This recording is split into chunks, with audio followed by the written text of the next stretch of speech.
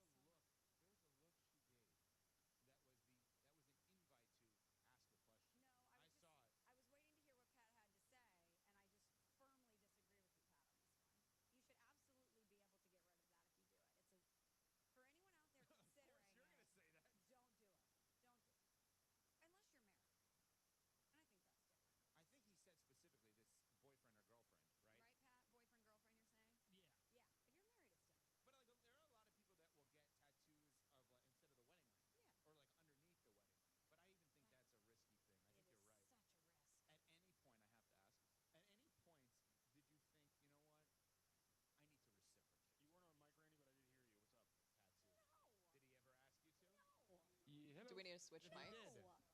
Randy's mic is not up right now. I'm don't certainly care not about- going to get someone's name tattooed on my body, especially after my experience. Knowing Here, how there it we go. worked out Now it's Oh, up. there we go. There we this go. guy. There we go. Now I can hear you crystal clear. It's not about that. No, I just don't like needles. I don't like pain. I would not do that to myself. Right. I also change my mind on things a lot. I'll be like, oh, I really So you're like gonna have a Nuno Mic tattoo check 1, 2, soon? 3, 4, 5, 6, 7, 8, 9, Just 10. taking Nuno for the green. Sounds perfect. He's done. Get a Nuno. A Nuno. Evan Jar. No. I'm gonna get a Nuno But I'm tattoo. the type of person that I watch The Devil Wears Prada. I'm like, I can pull off bangs, and then I really, really regret it. So I feel like I would get a tattoo and think it was really, really cool for like a month, and then really regret it. Great movie. The Devil Wears Prada? Yeah. Iconic. Yeah. There's nobody that actually. Florals for spring, groundbreaking. I don't know what that you just said. It's a quote from the movie, Evan. I'm not good with that, obviously, on this. I cannot believe that this is where this segment went. Pat, I'm sorry that I took over your segment. Sorry. Terrible This life is the most decision. memorable thing that we've ever heard, I think. Can't believe that Buddy fumbled a one-thigh lead. I gotta be honest, I don't think I fully know where the thigh is on the body. One thigh lead. Does he get a jar is on that one? iconic. Getting No, that's eye? hilarious. Ooh. We should make Pat get a Nuno tattoo. Wonder why. Why? I don't know. I think it would be funny. I think that would be funny. No? Really? Don't That's a do pass. it. Don't do Wow. it, Pat. Are you gonna? Michelle Because you can cover them up in a business setting really easily. Good font, too. out there. It was a good Oh, is it font. good? Any tattoo that you can cover up easily that isn't on like a super soft part of skin, I feel like is a hotbed because it's not painful and you can hide it. Hey, John, why so glum? I just got let go. The company's downsizing. I'm good now? This is the third Oh, okay. time in the last 2 years. I'm done with this. Have you thought about My Computer Career? I've heard they can train you for a career in IT in just a few months, including cybersecurity. Oh, I was just and picking the one basics that was of AI, closest and to you me. don't need prior I was training or confused. experience. Now that's a recession-resistant career. Wow, thanks. I'll check them out. Go to mycomputercareer.edu and take the free career evaluation. mycomputercareer.edu. Financial aid is available for qualified students, including the GI Bill. eBay Motors is here for the ride. 120,000 I'm wearing a miles red of cap, drives, white daily shirt, blue commutes, shorts and who today. knows Plus how those many. shoes. Oi I'm there. America. Yep, Countless fixes, totally. elbow grease, and a Could new you send me radiator. the You link kept your to ride alive. how to get eBay to Motors, you have over the 122 text line million parts to from get him? it running. And with eBay Guaranteed Fit, they'll be the perfect fit every time. Plus, at these prices, I need to just well, add it to we're my burning rubber, favorites. not cash. Keep your ride or die alive at ebaymotors.com. Eligible items only. I think Exclusions this apply. is it. There we go.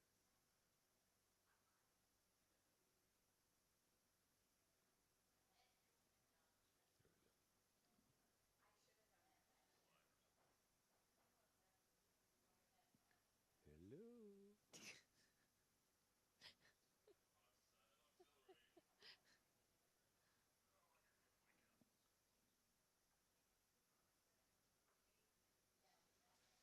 Matthew, is there something going on? What's up? We can't hear anything. $1,000 off with Oh, no now we do. payments Now we for can. 3 months and no down payment available on It went from ESPN Radio to our spots. all Okay. courtesy of Auto Center's Nissan Herculaneum. One location has over 700 vehicles, and all current Nissan specials and incentives are eligible for any hail-affected new Nissan. Stack up the discounts, save thousands, all courtesy of Auto Center's Nissan Herculaneum. Select new Nissan vehicles are available at 0% APR for up to 60 months, and as always, 30-day new car return promise, complimentary lifetime warranty. All right, everybody, we're out 90 seconds out. We'll use All right, vehicles, thanks. as well as the complimentary 1-year maintenance on all new Nissan purchases. Check them out online at autocentersnissan.com. When you head out to I sent it. Herculaneum, I emailed tell you them the that Anthony link. Stalter Oh, said okay. it's Auto Centers Nissan. For over 2 decades, E&B Granite has been St. Louis's Thanks for the grid, trusted sir. name for kitchen, bathroom, and outdoor space renovations that are guaranteed No problem. life into your living spaces. Their skilled team will provide you with personalized customer service, fast turnaround times, and prices you won't find with big box stores. Support local and schedule a free consultation at enbgranite.com or call them at 314-645-9300, or better yet, stop by the showroom and explore their massive inventory. Again, that's enbgranite.com. In Nashville, they always, when they do remotes, they have them hold mics the whole time. what? In Nashville, they have them hold mics the whole time when they do remotes. I like this. you Let like, us make what your would you like case to- our what do you- cause. I feel like you get tired. Like for TV, yeah, but like doing this for hours, Yeah. like that would drive Hi, me it's Randy nuts. Kerber for my I friends would at like Golf set it Discount down, St. like Louis. in the middle of Right, talking. I'm done. That I count on to help me win my golf game. They have all the top Wrong brands type in of golf, mic drop. always at the lowest prices. Each location is staffed with expert club fitters and associates with decades of golf industry experience, making golf. All right, here we go in about 20. Thank you, brother. Retailer in town. Now with 3 convenient locations, O'Fallon, Missouri, South County, and I'm excited to announce their brand new location is now open in Edwardsville, Illinois. It's the place to be for all your golf needs. Golf Discount of St. Louis. The only sports source in St. Louis that matters. WXOS, WXOS HD1 East St. Louis, 101 ESPN. Live from the Car Shield studio, this is the opening drive on 101 ESPN.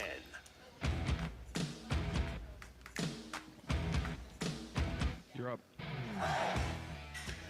Good morning, everyone, and welcome to the opening drive on 101 ESPN in St. Louis, where at 7 o'clock, your time check brought to you by Clarkson Jewelers, an officially licensed Rolex jeweler. Brooke Grimsley, Randy Carricker, we are coming to you from Whitmore Country Club, the site of the Folds of Honor Golf Tournament today. Folds of Honor is honoring our military by providing scholarships to the offspring and spouses of military that lose their lives in the line of duty, and so we're thrilled to be out here. I'm going to play in the golf tournament later today. Looking forward to it. I will also MC later today. Brooke, good morning. People, if you could watch on YouTube, you can see that Randy is very patriotic today, of course, for this event. You're wearing blue pants, Yep. a white shirt that, of course, has Folds of Honor on it, and Yep. then a red hat, which I is will not have- shown currently, Right. but still. But during the tournament today, we'll be wearing a red cap. So yeah, I'm all red, white, and blue, Brooke. Yes, I like it. Well, thank you for having us out here for this event, because you do a lot with Folds of Honor as somebody who, of course, comes from a military background. My father was a Marine. Grandfathers were also in the military. Uncles in the military as well. It means so much to me that you always show so much support, for all the military veterans out there. I'm honored to do it. I'm honored to be on the board of Folds of Honor St. Louis, and had a chance to get out to the ballpark over the weekend. Anheuser-Busch provided us a couple of big giant checks that would not fit in the drive-through canister, by the way. But Anheuser-Busch does great things, and we're going to have over 400 golfers today here on the Wow. course. So, and we're going to get through fast. It's very well organized by Suzanne Lay, our treasurer and the person who runs this golf tournament. So it's going to be fun. People are going to start checking in at 9, and we're going to tee off at 10, and we're looking forward to it. Meanwhile, the Cardinals are going to start a series against Atlanta, but let's start with the Cardinals' sweep of the Giants over the weekend and an absolutely magnificent performance by Sonny Gray yesterday at the ballpark. I want to start with this, and this is not a negative because I think it's actually a positive. What did you think of taking Gray out after 7 one-hit innings, the only hit being the Patrick Bailey home run, and 80 pitches? What did you think of that? I was at first a little confused, but then again, if you kind of watch the season with Sonny Gray and the way that Ollie Marmol has handled him and how Sonny Gray has handled himself, we know that he's dealt with hamstring issues. I kind of understood. Of course, you watch that and you're like, man, he's sailing. Why in the world would you take him out of this game? He looks fantastic. But we also know, and Ollie Marmol has been pretty candid, and so has Sonny, about really watching him, because you can't lose Sonny Gray right now. So I completely understand it. I'd rather him in that situation if he knows, okay, this is where I put in max effort, this is where I feel comfortable coming out of the game, and he gave you a lot in that game and what he was able to do. I think in the moment, though, it was a little shocking. And of course, we know that Jojo Romero has been used a lot. Hindsight's 2020, the game got a little too close for comfort, but still at the same time, Sonny Gray gave you more than enough. I'm going to start macro and then go micro. My macro is being, and you'll remember, Brooke, on the day the Cardinals signed to Sonny Gray, I said, my biggest issue with him, he's great, but my biggest issue with him is September. And he does not have a good September record, which is when you need to be great. I really believe that the Cardinals are preserving him for September. They got what they needed out of him yesterday. They got their 7 innings. Whether it was 80 or 90 or 100 pitches, they wanted a certain amount of innings out of him yesterday. They got it. Okay, so that's the macro, preserving him and playing the long game.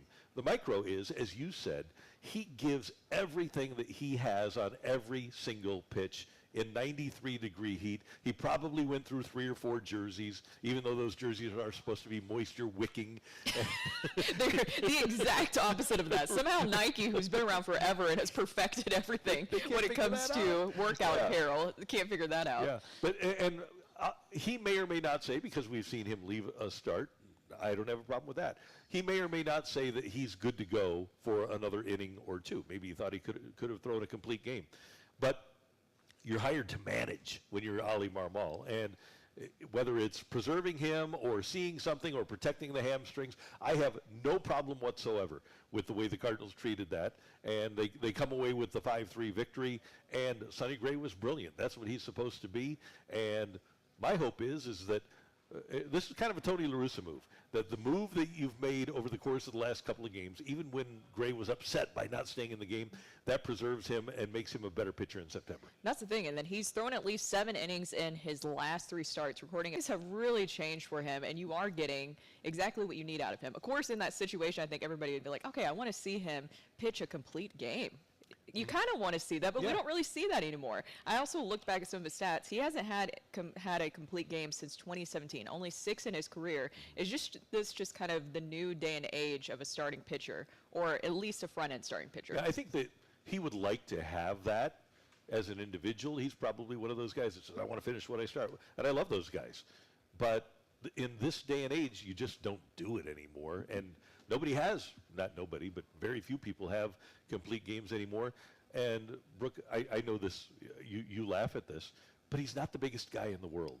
And he's calling him small again. Well, yeah, but I can see a 6'6", 230-pound guy throwing 9 innings in the 93-degree heat. Mm-hmm. He's not going to be a 110, 115 pitch guy in 90. And by the way, it's 93, but it feels like 110 down on that field. I don't expect him to wear himself out like that. I hope he's staying hydrated. That's the thing that is very important. That he needs to stay hydrated. Is there anybody that you think classifies as a true ace now in Major League Baseball? That's We're a great talking question. about the old school definition, because I feel like when you talk about it now, do you have to almost have a new name for it? Because the ace that we think about, I think we think of the old version of it. There is not an old school Roy Halladay, Verlander in his prime, Chris Carpenter. So no, I don't think that particular pitcher exists right now. I would have thought a couple of years ago that Alek Manoah was on his way. Now he's had Tommy John surgery. That's a great question. I don't think that there is a guy now where I say, okay, he is an absolute number 1 stud ace. That, by the way, you say, okay, he's going to give you 9 innings today. I just don't think that person is out there. And that for what you're looking for now, for what teams are looking for now, yeah, my dream of an ace is probably a thing of the past, right? So yeah, the Bob Gibsons aren't coming around anymore. Right, are he's they? not walking through that door. So relative to other aces, last year and this year, I would say Sonny Gray fits that mold. I think that he does. And with the Heat situation that you're talking about, too, it's something that you actually talked about a lot as one of your issues. But the way that I think that they're managing it, especially with the hamstring issues that he has, you can't lose Sonny Gray at this point. Because what would the starting rotation look like without Sonny Gray? Yeah, not great. Not great. We love Kyle Gibson, but do you want him as your front of the rotation guy, right? Is he going to be your number 1? No, you got to have a number 2. And what happens is if you move all of a sudden Kyle into the number 1 role, then is Michaelis your number 2? Yeah, I don't think that's where you really want to go. No. With all due respect to those guys. By the way, somebody texts in and says Sandy Alcantara is an ace. Sandy Alcantara's not even pitching right now, so I can't classify him in that role. That's one thing about those guys that I mentioned from the past. Yeah, Carpenter had his issues when he came here, but when he was going, he was great. And let's see how Alcantara does. And I'm hopeful that he'll come back and be the guy he was before he got hurt, but I just don't know. So I'm trying to think of who that guy would be. It's let me see who leads the majors in complete games this year. That's probably a telling. Let's see, complete games. Max Fried has 2, and the Cardinals will see him this week. I wouldn't put him in that classification. Ronel Blanco has a no-hitter. I certainly wouldn't put him there. Braxton Garrett's only started 6-7 games this year. Kevin Gossman was that guy at one point. This year he's got a 4.24 earned run average. You know who I would put up in that category, Brooke? I would go Zach Wheeler. Okay. You can count on Zach Wheeler to give you, and which is amazing because he missed 2 full years. But I would throw Zach Wheeler, and Nola's not too far behind either. Yeah. Those are the guys that I would go with. Well, and now you have just the Cardinals rolling because you have Sonny Gray, what he's been able to do, as I mentioned, in those last starts that we've seen from him, where he has a 1.66 ERA, which is something that you really needed out of him after that Colorado start. You have Alec Burleson, the way that he is stepping up to the plate. Also, 2 stolen bases. Yeah. I mean, they must have had some info on Logan Webb in that game because they obviously felt very comfortable with that. But it was just nice to see Alec Burleson just continuing to grow into the major league hitter that I think the Cardinals always hoped that he could be. Do you feel like the torch is being passed? And we're going to talk about this later in the show. From Arenado and Goldie to the weekend that Burleson had and the run that Burleson and Mason Wynn and Brendan Donovan have had, it feels like the responsibility for big things on this team are being turned over to the young guys. It really has, especially if you just look at what's happening here lately. It's the baby birds. Yeah. They're taking over. They're the ones who have taken over the nest right now. Yeah, and you sent me a text last night of baby birds that were waiting for the worm. That's the thing, is that they are taking things over. It's not ideal, of course, with Paul Goldschmidt, who, by the way, hit his 350th home run. That is a huge career accomplishment for him to be able to do that. But we know that the power has been lacking from Goldschmidt and Arenado. By the way, Arenado, he was out again, and he received an injection to treat nerve pain in his left forearm. At least it's his left forearm. Exactly, because it was the right that he was dealing with last time. Yeah. Are you concerned about Nolan Arenado? I am. I'm concerned about both of them. One thing about 350 home runs, when you hit it, that means you're old. So that's one thing, and old relatively in baseball terms, right? But yeah, fortunately, the Cardinals look like they have people on the rise. I'm hoping, maybe against hope, that Goldie and or Arenado gets hot, but man, it's been almost a calendar year now. It's hard to imagine that it's going to happen. It is, yeah, because they're way below their average in many different categories. But it's because of the baby birds that it's kind of bearing that, right? Because you're enjoying what you're seeing from this group with Mason Wynn, Alec Burleson. We just talked about what he's been able to do and bring to the plate and how much he's been helping this team. Mason Wynn and Brendan, like Nolan Arenado and others in the outfield, where that's not even the biggest part of the discussion. Is it concerning? Of course. It's just not even the biggest part of the discussion because of what they've been able to do, because right now they have the best record in the National League at 24-13, which, by the way, Randy, guess what happened at the start of that run? Oh, did Ollie get thrown out of a game? Yeah. Spencer Schwellenbach. He's the reason that we have the jerseys, because we needed smaller letters. Spencer Schwellenbach, SCHWELLENBACH. He'll go for Atlanta against Lance Lynn of the Cardinals at the ballpark. Tonight here on 101 ESPN, we have Game 7 between the Oilers and Panthers at Sunrise, Florida. Let's be quick here. They talked about this on Unsportsmanlike. Greatest comeback ever or greatest collapse ever? Ooh. Well, it's already been because they were just sailing from the beginning of the series. And the fact that they let Connor McDavid, which he has, of course, been Connor McDavid, but he's not even the full part of the story of what the Oilers have been able to do to come back in this one. That was such a dominant Game 6 for them. And now, I will always root, though, for a Game 7. In the Stanley Cup final, there's nothing better than the last time it happened was... Best 2 words in sports, right? Yeah. And, the Blues winning, right? Exactly. So. You think so? Yeah, as great as he's playing and as well as he's doing, he just doesn't look like himself. So I'll bet we find out that he's got some ridiculously they awful always injury. do. They always do. You're right. City and Atlanta United played to a 1-1 draw on the pitch at City Park on Saturday night. City ends a 341-minute scoreless drought in the 50th minute. I was scared. Yeah, I was too. We've been waiting for this. Indy Vasilev was the one who equalized things at 1-1 in the 71st minute. I don't know what word to use. Equalize, we'll go. And so City and Atlanta played to a 1-1 draw. And yesterday at the Travelers, Scotty Scheffler wins in a playoff overtime.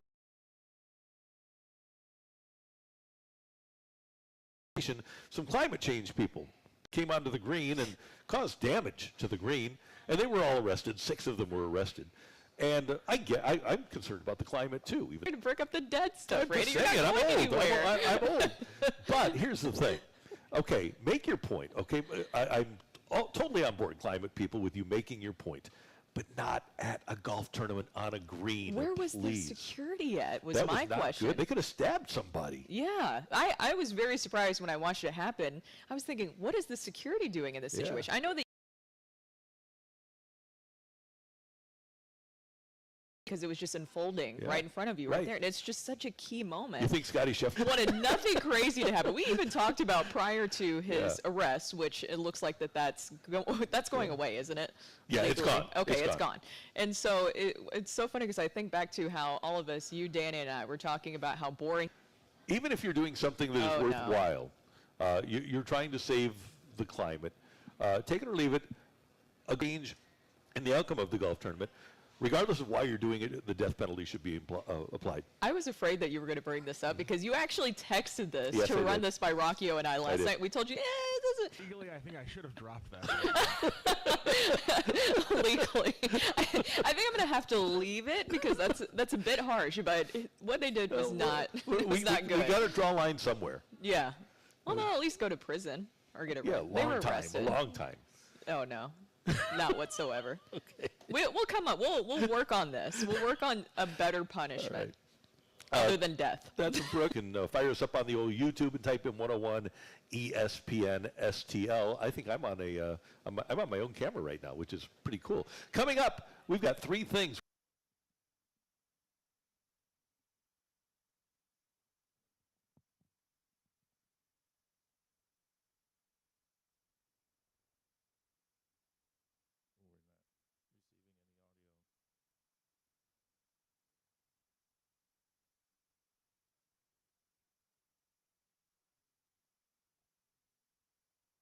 going to go on the YouTube. I got control. Okay. Yep. Yeah, nothing will get on YouTube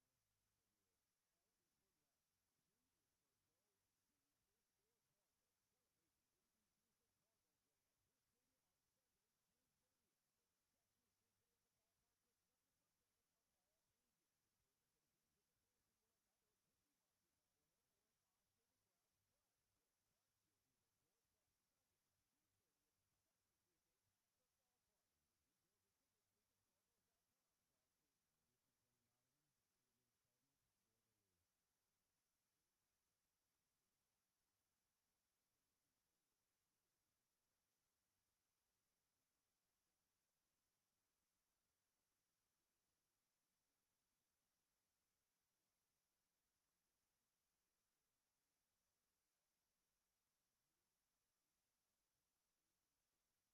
boo-boo. And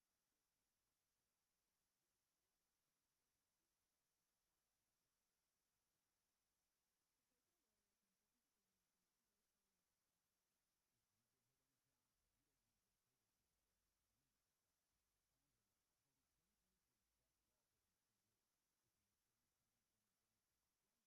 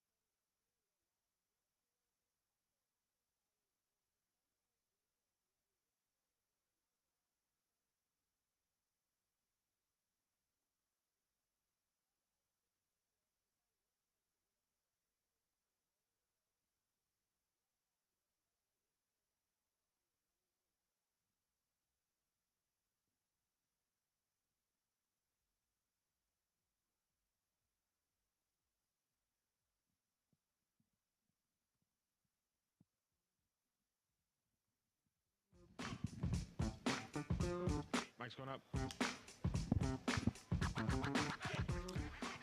It's time for 3 things we loved about the weekend here on the opening drive, and we'll get things started with Brooke Grimsley.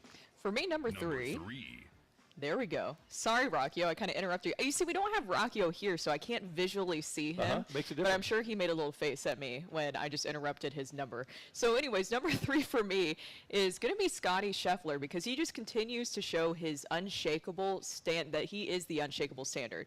if you think about what he's doing right now, it's an incredible run, and there's numbers that obviously prove this. I don't know if you saw this weekend, but Scheffler is the first player since Arnold Palmer in 1962 to win 6 times before July 1st. And he really has showcased his bounce-back ability as well from a disappointing week last week. And, of course, as you mentioned earlier, Randy, those unexpected events on the 18th hole, he really is unshakable. And maybe he might not be the most exciting of players, but what he's doing currently is very exciting. I say not exciting because it seems like he maybe isn't kind of the personality that people are wanting. He's not like a Rory McIlroy. Even Tiger Woods, I know that he's not necessarily known for his personality, but still, he's just very unshakable in everything he's doing, and he's going on an incredible run. And the way I look at it, Brooke, is he is the guy that we've been waiting for a long time. We've been waiting for another Tiger Woods in terms of quality of golf. Nobody will ever be what Tiger was because Tiger changed the sport from a demographic situation. Yes. He brought people under the golf umbrella that Money had never situation. been. Yeah,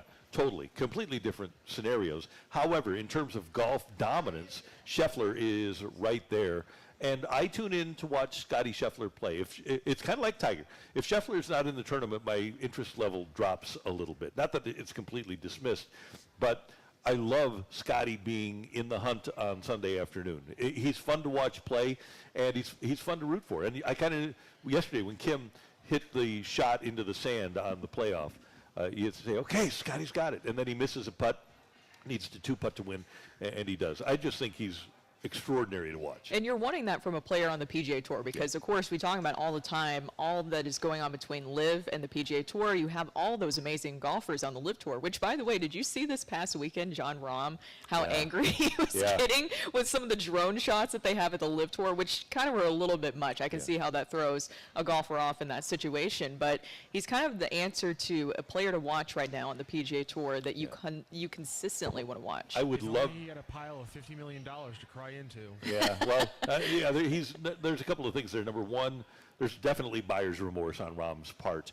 But how cool would it be if yesterday you have this young, up-and-coming, great personality in Kim, but if over the course of the weekend, if you had Rahm and DeChambeau in a tournament like the Travelers too, you know, it'd be great to have those names. And we mentioned it before, there's only really 4 names that the PGA Tour is missing that have gone to LIV, but they're pretty substantial. The DeChambeau and Rahm are 2 of those. Big personalities. Yeah.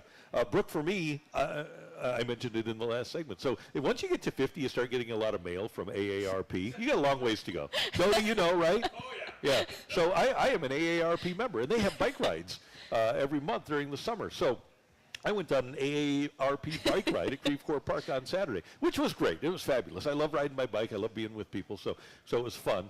But here's the thing.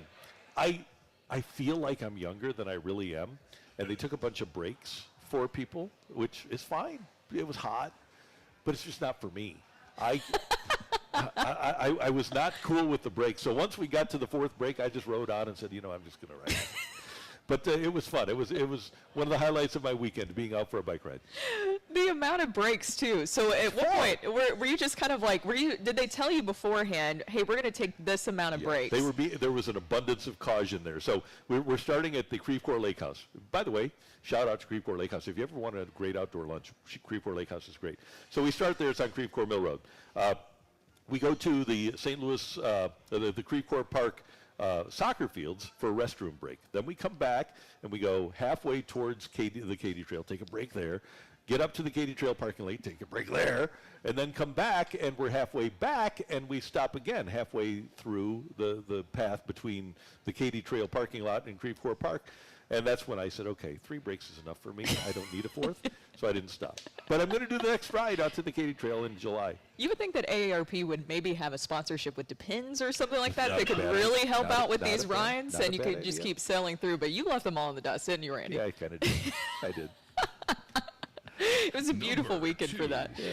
Number 2 for me is Paul Goldschmidt. I know that we've been talking about how this hasn't been a great season for him, but still, you can really appreciate what he's been able to do in his career. So on Saturday, he hit his 350th career home run. Of course, it was just his 10th homer of the season, which is all down for Paul Goldschmidt, but he's currently 4th in career home runs among active players and just 6 away from Joey Votto. So it's a huge accomplishment that he's able to do that, and it's very special to have somebody like that who's a part of the Cardinals organization. And maybe will continue to be a part of the Cardinals organization. I'm still so curious to see what happens, because I know that it was last winter, Randy, that there was talks about that they would approach him with an extension, and of course nothing came from that. What happens with Paul Goldschmidt and the Cardinals moving forward? I think that Bill DeWitt Jr., the Cardinals chairman, likes having superstars so much. I think they'll. My hope would be that they would do something akin to what they did with Adam Wainwright down the stretch of his career and play it year by year. I don't know that Goldie will want a multi-year contract, and I don't know if anybody will offer him a multi-year contract. But he's a good guy to have on your team, even though he might not be that 158-game player anymore. He's still a guy that can be effective, and they signed Carpenter and Crawford for leadership. Goldie brings a tremendous amount of leadership, and he's a guy that, with the baby birds, that can show them how to do it not only on the field but off the field with all of the things that he does in the community. And there's so many things, Brooke, that we've got Paul Goldschmidt Field that's going to be dedicated tomorrow, by the way, over at the South County Y. But he does so many things that people don't know about. So he's the kind of guy that you want to have in the community that can teach young players what it's all about to be a pro. I agree with you. I'm just very interested to see what happens moving forward, because, you know, a lot of people say, okay, what about not try to move him or something like that. I just can't see the Cardinals doing that.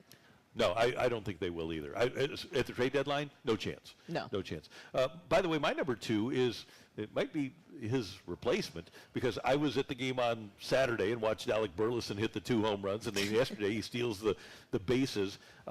Alec Burleson is going to wind up being the best hitter of this group of young Cardinal hitters that we have seen come along. And that includes Gorman, that includes Donovan, that includes Jordan Walker, that includes Mason Wynn.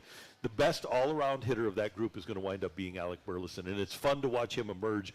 We tend to forget that in his last year at AAA, he hit .330. And the Cardinals saw that, and when they brought him up last year to start the season, it was because of his incredible exit velocity and his hard hit rate. He hits the ball hard, and he hits the ball consistently. He's going to wind up being a really, really, really good hitter. And he might wind up being a really, really, for him. Yeah, and the Cardinals. Yeah, I think so. Yeah, of course, he steps in when Paul Goldschmidt's out anyways. Yeah, right. And by the way, plays with joy, plays with fun, plays with passion. When Goldie was circling the bases on his home run, he had to chase Burleson, let him chase him down on Saturday. He's a fun player to have on the team, too. He is. He's exactly. There are some other things that he worked on this offseason that has really helped the Cardinals out, and he's turned into the major league hitter that they really need right now. Yeah. Number 1. Number 1 for me is going to be everything about yesterday's game, honestly. I know it got a little bit too close for comfort, but still, Sonny Gray, as you mentioned, Alec Burleson and everything he was able to do, and you were able of it, because we talked about that third wild card spot. It gets tricky, it gets hairy, but honestly, it's going to be a team that's going to be right at 500 or maybe just right above it. 2 of 3 or even get swept by the Braves. I think the reality of the situation is the Cardinals are a middle-of-the-pack team, and there's maybe 7 middle-of-the-pack teams in the National League. There's a lot right now. So I'm not really worried if the Cardinals get knocked off 2 out of 3 or 3 out of 3 against Atlanta. It's who they are. And then what they need to do is, if they can make the play series, they should have won or swept. By the way, they should have swept Miami. We said that last week. Yes. And they didn't. So they take this one, and there will be times where they'll get beat, and we'll say, what the hell is going on here? But then they might take 2 out of 3. Brooke, my number 1 is the Oilers forcing the 2 greatest words in sports for tonight, Game 7. And I think one of the things that we tend to forget is Edmonton beat Florida, and granted, they did it on their home ice.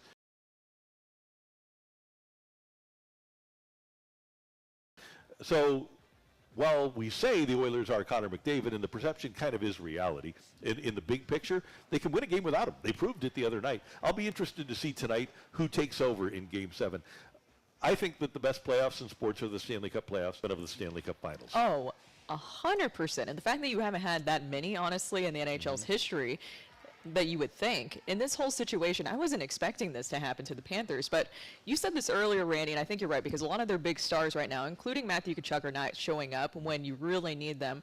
I wonder if there's some injuries going on behind the scenes, but all of these guys are injured. Don't you remember Vince Dunn when he came back during the Stanley Cup final run, and the fact that he broke his jaw, right? Yeah, right, yeah. And it was wired, and he still came back out there. These guys are really, really beat up, but that's what makes the NHL playoffs just must-watch TV, because of the fact that these guys are so battled and bruised and beaten up and bruised that you know that they're really putting everything out there in these games. And we know that Matthew Tkachuk, they're propping him up. This might be a weekend at Bernie's type situation for him to be able to play, because it's the way he plays. In the morning that we should, if they lose tonight, we should talk about Paul Maurice getting fired. Why would you fire a coach who gets you to Game 7 of the Stanley Cup Finals? I have no idea. So I don't know. They did fire a guy after they won the President's Trophy, but he was replaced by a guy who got you to where you wanted to go. I don't know if you can put getting to Game 7. Granted, you did win the first 3, but I don't know if any of these losses are losses that I would put on Paul Maurice as the coach. No, it's more on the players and your big stars. Yep. And there's probably a lot more going on behind the scenes there. Exactly, especially with injuries. That's 3 things we loved about the weekend here on 101 ESPN. That's Brooke. I'm Randy. Matthew is back at the studio. Dodie Rallman is here as our engineer, and Cheyenne is here, giving away some T-shirts here at Whitmore Cheyenne. Country Club. She's directly across from us. Yeah, she is. So for people that are coming out for the golf tournament, or even if you're just around Whitmore, come on by and come on into the clubhouse and maybe pick up a shirt. Coming up next year on 101 ESPN, the Cardinals are hot, and they're better than they've been in a long time. But does this Atlanta series stand as a measuring stick for the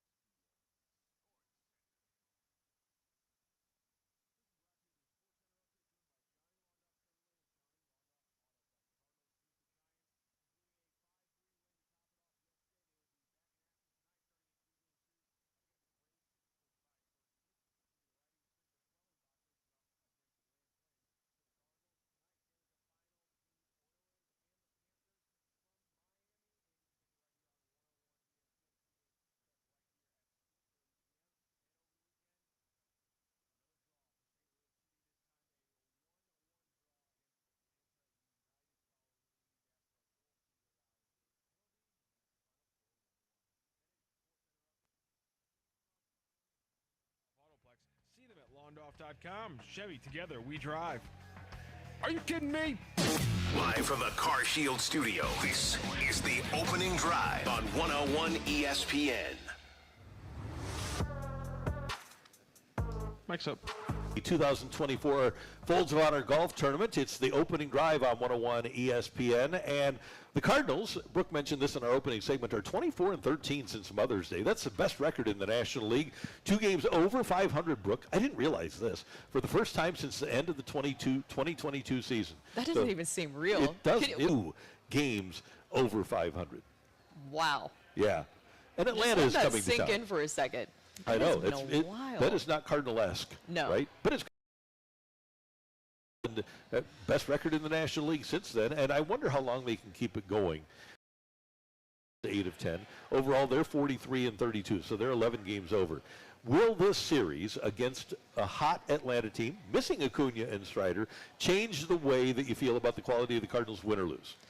At this point, I think that they are what they are.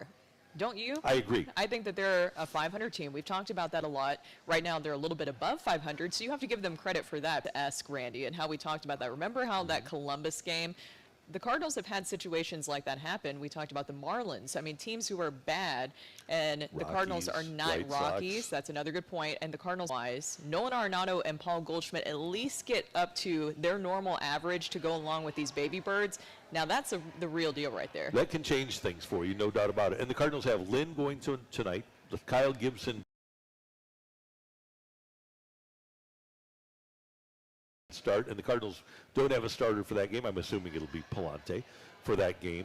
If the Cardinals can, this is a big ask, but do what you just said. Get your veterans hitting a little bit more. Keep the baby birds hot.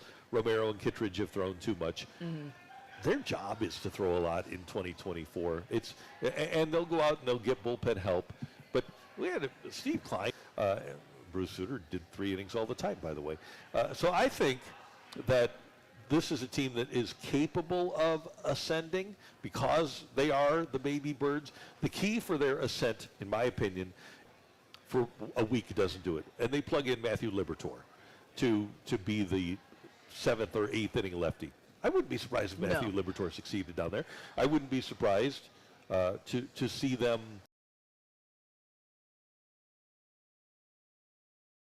just the big 3. No. The big 3, though, has been a big key to the success that they've had early on, or at least keeping them into things. Now, with Jojo Romero, too, who else would you have put in that situation after Sonny Gray, would be my question. I know that you got by Giovanni Gallegos, but you would have to almost find the perfect situation. If I'm Ollie Marmol, and I'm sure that he feels this way as well, what situation are you going to put Gio, and that we saw Fernandez come out for another inning, because I think Fernandez has become a key part when you're in the lead. Yes. That's what he's going to. That's what Tony called him. That's not Brad. Don't text me. You can text, but feel free. But that's what LaRussa called him. Hey, there's a role for everybody in the bullpen, right? Is. And sometimes you have to be that guy. Another big story for today is that it's expected that Wilson Contreras will be back. How quick he has returned is incredible. But now that he comes back, will they carry 3 catchers? What's the situation that you see happening with the Cardinals in that situation? I think they have to, because you don't know about him yet. He only hit 125, I think, and he played 5. Again, I don't know about Nick Raposo, but Nick Raposo was not having the best year down in Memphis. So I think you have to keep Nick Raposo here just because you don't know about Contreras. If Pages would go down. Haven't you been really impressed with Pedro Pages, by the way? Behind the plate, behind the plate. I like him a lot, and hopefully he can wind up being a better hitter, but his defense is worth it. Tony told Mike Matheny one time, and he said the same thing to Yachty. He said, hey, you don't even have to get a hit for us if you just keep catching that way. And I think that's where we are right now with Pages, because the pitching staff obviously loves throwing to him. He's not throwing everybody out like Yachty did, but he's kind of league average in terms of throwing guys out. I think he's a really good find for the Cardinals. Is he going to be an all-star? No. But can you win with him? I think you can. Because of what question. I think this is an important series for them, but I don't know if I will learn anything new. Is that fair to say? No, I think we passed Memorial Day. We passed Flag Day. I think the Cardinals are the best because I think the young players can still get better. And the injuries, Right, and Nolan, right. and You Paul. still haven't had what was supposed to be your opening day outfield. And you've been missing literally half your lineup with Contreras and that outfield being out. And you haven't had production from the corners. And Nolan Gorman's, those are really the only three consistent hitters you've had all year. So I think the Cardinals can get better. I want to see it. But if they lose all three to Atlanta, I won't be surprised and I won't be bothered because I think that they can still be a playoff team, a middling playoff team. I think that's kind of what they are. I think after Flag Day, that's what their personality is to this point. And when you look at the way that things are coming up, get your text into the Air Comfort Service text line, 314-399-9646, 314-399. Yo-ho! We've got Take It or Leave It next on 101 ESPN.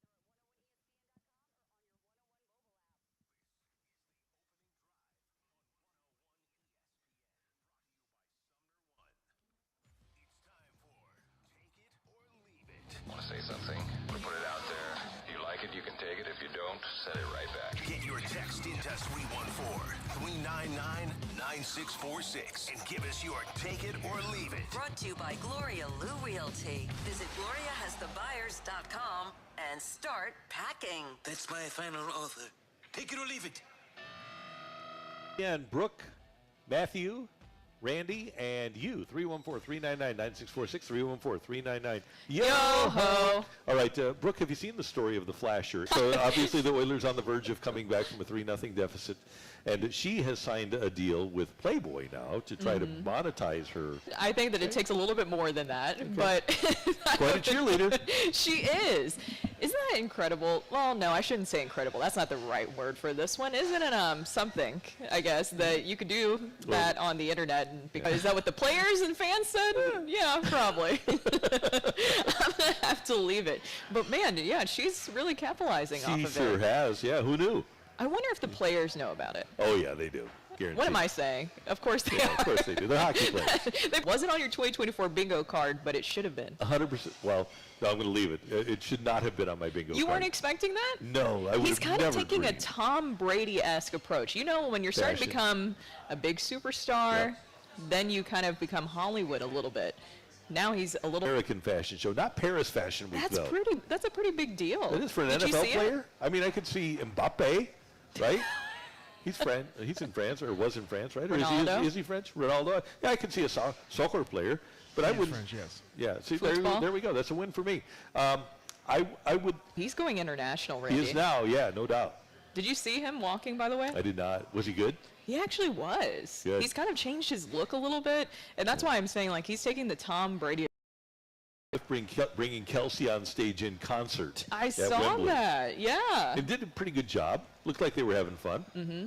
And Prince William was dancing. Yeah. Did you see that? Yeah, pretty amazing. It was. She's a. Take it or leave it. It's a problem when your number one doesn't go over 80 pitches. I'm going to leave that.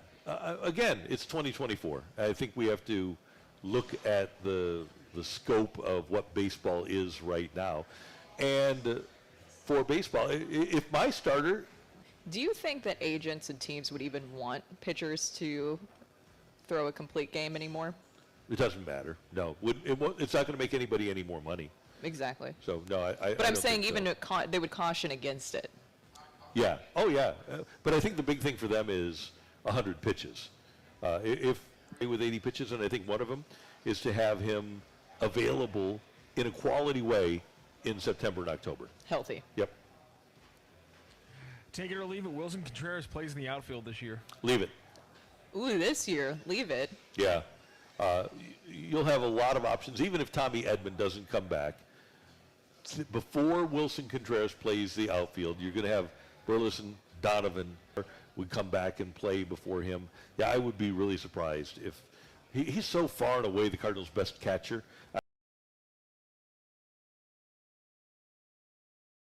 I'd be stunned if the Cardinals would use him in the outfield. I couldn't imagine it. I know that it was something that was kind of floating around there. Last year, especially it was, yeah. last year. Maybe if they start him off in spring training. But I think last year, remember the announcement was made that he was not going to catch, but he was going to DH and play some outfield. And then the very next day, Mo said the DH thing, but probably not the outfield thing. Let's see when the last time and we'll get the next one, next question in here. And I will find out for you, Matthew, the last time that Wilson Contreras did play the outfield in a major league game. I just think you guys aren't thinking big enough. I mean, we could potentially get 4 catchers into one lineup. You aren't thinking big enough with this plan right now. we could get Jimmy Crooks, Pedro Paez,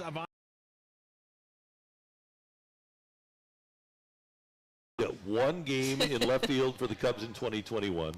One game for the Cubs in left field in 2019. He did play. Okay, yeah. He's got like 5 games. Well, here, let's give his total outfield games in his career 39 with 25 starts. So I'm saying I'm going to leave it. No. And if it did happen, that means a lot of other things happen leading up to that, right. which would not be good. In a start yesterday, I believe, for Springfield.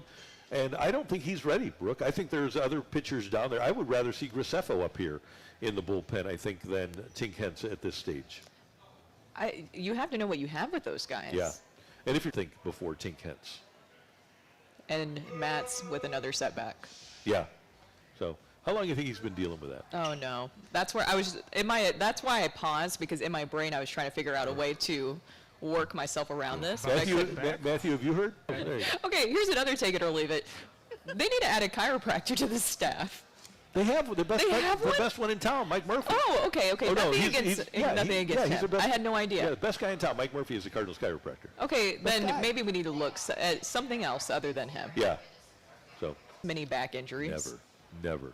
And I don't know, because everybody, it's not just hitters and not just pitchers. I don't know what could be going on. I don't know. I stretch my back before I play golf. I'm sure these guys stretch their off. You just take off. Yeah. That's how you get injured. Well, you got to stretch. I don't stretch. I allow the bicycle to stretch me out. You got to stretch a little bit. Okay, I'll. Every once in a while. It's starting to turn into an every show thing. It kind of is. Yeah, Dan doesn't like it. Sadly. I There's a would. chance they fall below this week. There you go. That's what I'm thinking. Yeah. So, and that's not being negative. That's just being real. Yeah. They very easily could get swept by Atlanta. Top 10 ERA in the league. Chris Sale's pitched very well for them. So, pretty good. Extend Randy's take it or leave it. Take it or leave it. If the Oilers win the cup, that girl needs to be on the ring. Oh. Yeah, totally. Leave it. Yeah. And Randy, you make it like one of those pens from the 80s. Yeah. when you turn the ring upside, novelty pens in the 80s or 70s, or God knows whenever weird uncles originally acquired them, where you would take where the pen had a very attractive woman on it, and then you would turn the pen upside down, and the attractive woman's clothes would move.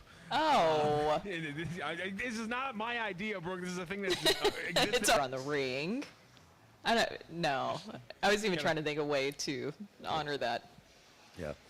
By the way, Chris Sale 10-2 with a 2.91, 16 walks in 86 and 2/3. So Sale pitches Wednesday here.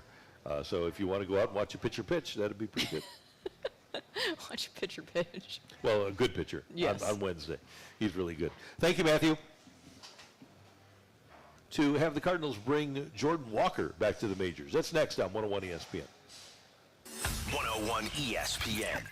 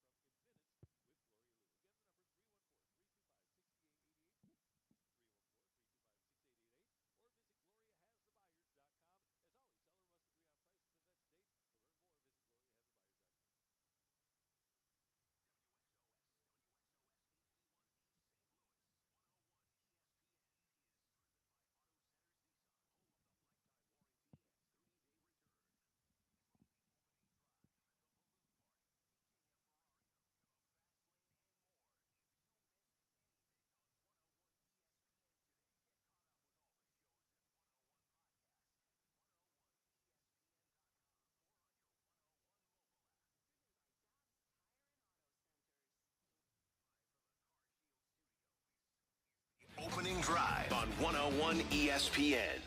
A fresh perspective on today's top stories. This is Fresh Take. Presented by Lindenwood University. Real experience, real success. Mike's up.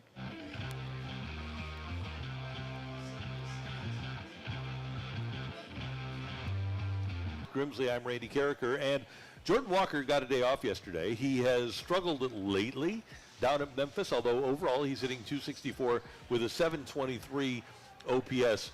But he's kind of riding a roller coaster down in Memphis, Brooke. At what point do you take a look at bringing? I think that you look at probably soon for him, because if you actually look at some of his splits, especially for the month of June, so far he has 7 extra base hits, which is something that I assume the Cardinals would be looking at. If you're the Cardinals, what other stat are you looking at? OPS, right? That's the big stat I'd be looking at with Jordan Walker, and his OPS is up to 802 in the month of June. So I would look at that as the key thing. And right now he has been hit for something in his last 14 starts. Right, yeah. It hasn't been going well for him. But if you overall look at the month of June, he actually has been doing things that I think that the Cardinals will be looking at. Extra base hits, OPS is up, better than what you've seen in some of the other months. I think the other thing that they have to concern themselves with, and I don't see him, so I don't know, is how well he's playing right field. He did get better during spring training, and you'd hope that Walker would advance in that regard too. I just, with the way the guys are performing now, with the fact that you're getting good production out of Donovan in left and Burleson in right, and none of those 3 guys, including Jordan Walker, are going to play center field. You'd like to get better production out of June. So if he has a good 3 weeks before the All-Star break, maybe that's when you bring him back, is after the All-Star break. But the other question then becomes, who do you sit? And Burleson are corner outfielders. Maybe you play, maybe the guy who needs to take a seat or maybe go down is Gorman, because he's really struggled of late. Maybe that would be on Sunday. Yeah. So they still believe, the Cardinals still believe that he can hit.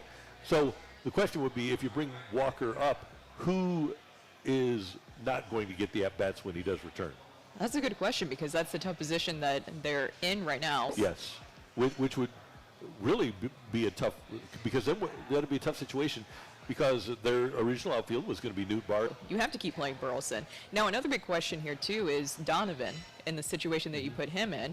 Now, with Nolan Arenado out, Donovan is somebody that I want in my lineup, if I can, every single day. So what happens with that if Walker comes up? Because it just moves and shifts things around. You have the DH slot open. Yes. Maybe you just move Gorman there. Maybe Gorman is, he's played well at second base, but Donovan's better with Newt Bar. And then Walker in right, then you play Donovan at second, and you have Gorman as the DH. Does that? And I can see that. On those, if somebody else, if Edmund would show up after the All-Star break, maybe it would not be a bad thing for Nolan Gorman to get some at-bats in a less pressurized situation, because he has been hot this year, but I want to check his most recent splits. His last 2 weeks have been, I think, for lack of a better term, horrific. Yes. Right? He does have the home run, but last 2 weeks, 067, 102 on base, 200 slug for a 302 OPS.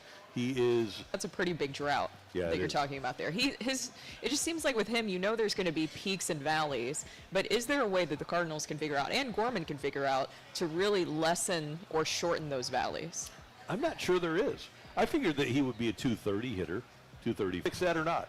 And I don't know what the Cardinals are, I don't know what he's trying to do, and I don't know what the Cardinals are trying to do. They might be two divergent things. Cardinals might be trying to get him to do one thing, and he can get paid. I have to believe that the Cardinals are trying to convince him, because when he swings and hits the ball, it goes. I would ball pretty hard. Exactly. So anyway, the fact of the matter is, those are alarming Gorman numbers over the course of the last 2 weeks, but he could very easily in the next 2 weeks, rather than going 3 for 45, he could go 10 for 45 with 3 home runs. So to see that OPS around at AAA between 800 and 850 for about 3 weeks, where to a point where he doesn't struggle. And I'm not going to see. Here's the thing I have. I'm talking about production, and I hate this about baseball now. Baseball is about process. It's about launch angle. It's about walk rate and stuff. What you do, if he's got an 850 OPS, it doesn't matter if they don't. So he could have a 703 OPS, but if they like his launch angle, they're going to bring him up. So I have no idea what I'm talking about. Also, he's just 22 years old. So Yeah. I think a lot of people, too, because I saw this on social media. I know that social media is not real, and a lot of those opinions that are put out there are not true in a lot of ways. People just throw things out there on social media that they truly don't understand. But there's some people who say, oh, he's a bust. I've seen that a lot on social Thing that I said last year. Aaron Judge, who's pretty good, right? I think we can agree he's pretty good. Maybe Yes. having an MVP season. Yeah, I think he's pretty good, Randy. He made his major league debut when he was 25. Let's pump the brakes on bust. Because you need to give guys an opportunity to grow. People just don't pay attention. We're in a microwave society. I'm not going to say they don't pay attention, but they pay attention to the last thing they've seen and don't look at the big. Could you imagine if you just saw that sample size of him last season when they called him and said, well, he's not going to do anything. Look, he's not going to do anything at the plate. He's not going to be able to handle the majors.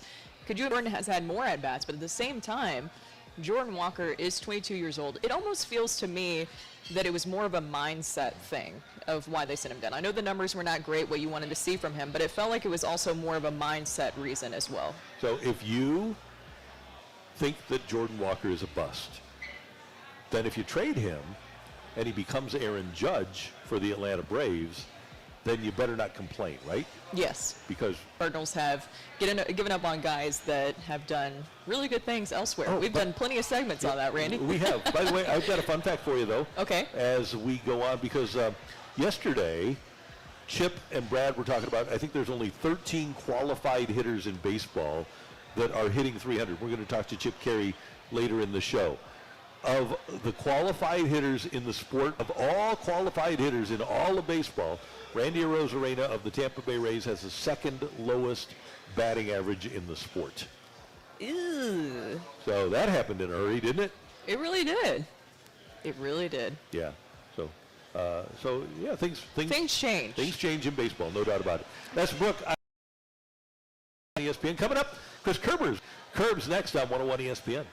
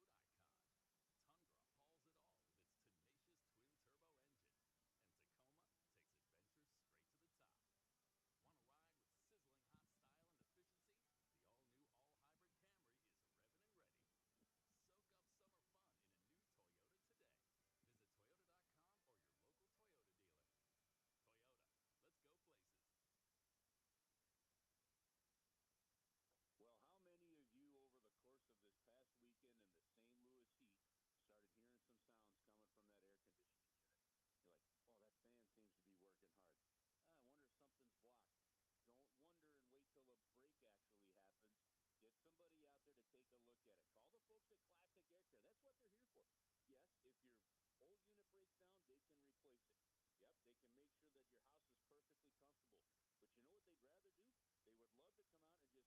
Yes, if your old unit breaks down, they can replace it. Yep, they can make sure that your house is perfectly comfortable. But you know what they'd rather do? They would love to come out and just make sure that the unit is running well so you don't deal with the stress and the repairs that could come with a larger problem with your AC unit. So call Classic Air Care. They've been making people comfortable since 1926. They come out to the house, they get the job done right, they educate you on what they're doing, and they are local people working in your neighborhood, so you know that they want to take care of you like you are one of their neighbors.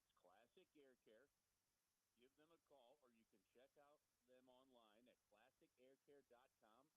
You can get a system quote. You can book online and check out all their great reviews. They've got a 4.8 Google rating. It's Classic Air Care. Don't live with the stress of a AC unit that's not working right.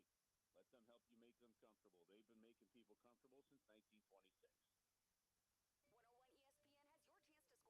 All right, 30 seconds. Counting Crows on Saturday night, July 20th. Also, I never got a response from Chip. I talked to Chip last night. You did talk to me. Okay, cool. Sorry about that. I should have double-checked that. That's my bad. Counting Crows right now, either at 101ESPN.com or on your 101 mobile app. Spider Monkey or Mountain Dew today for Chip?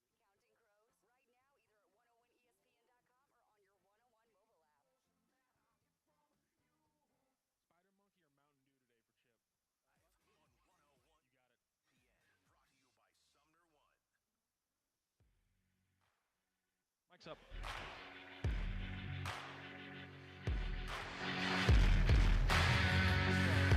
Brooke and Randy at Whitmore Country Club, the site of the Folds of Honor Golf Tournament today. We head to the celebrity line, and Chris Kerber, the voice of the Blues, here on 101 ESPN, joins us. Good morning, Kerbs. How you doing?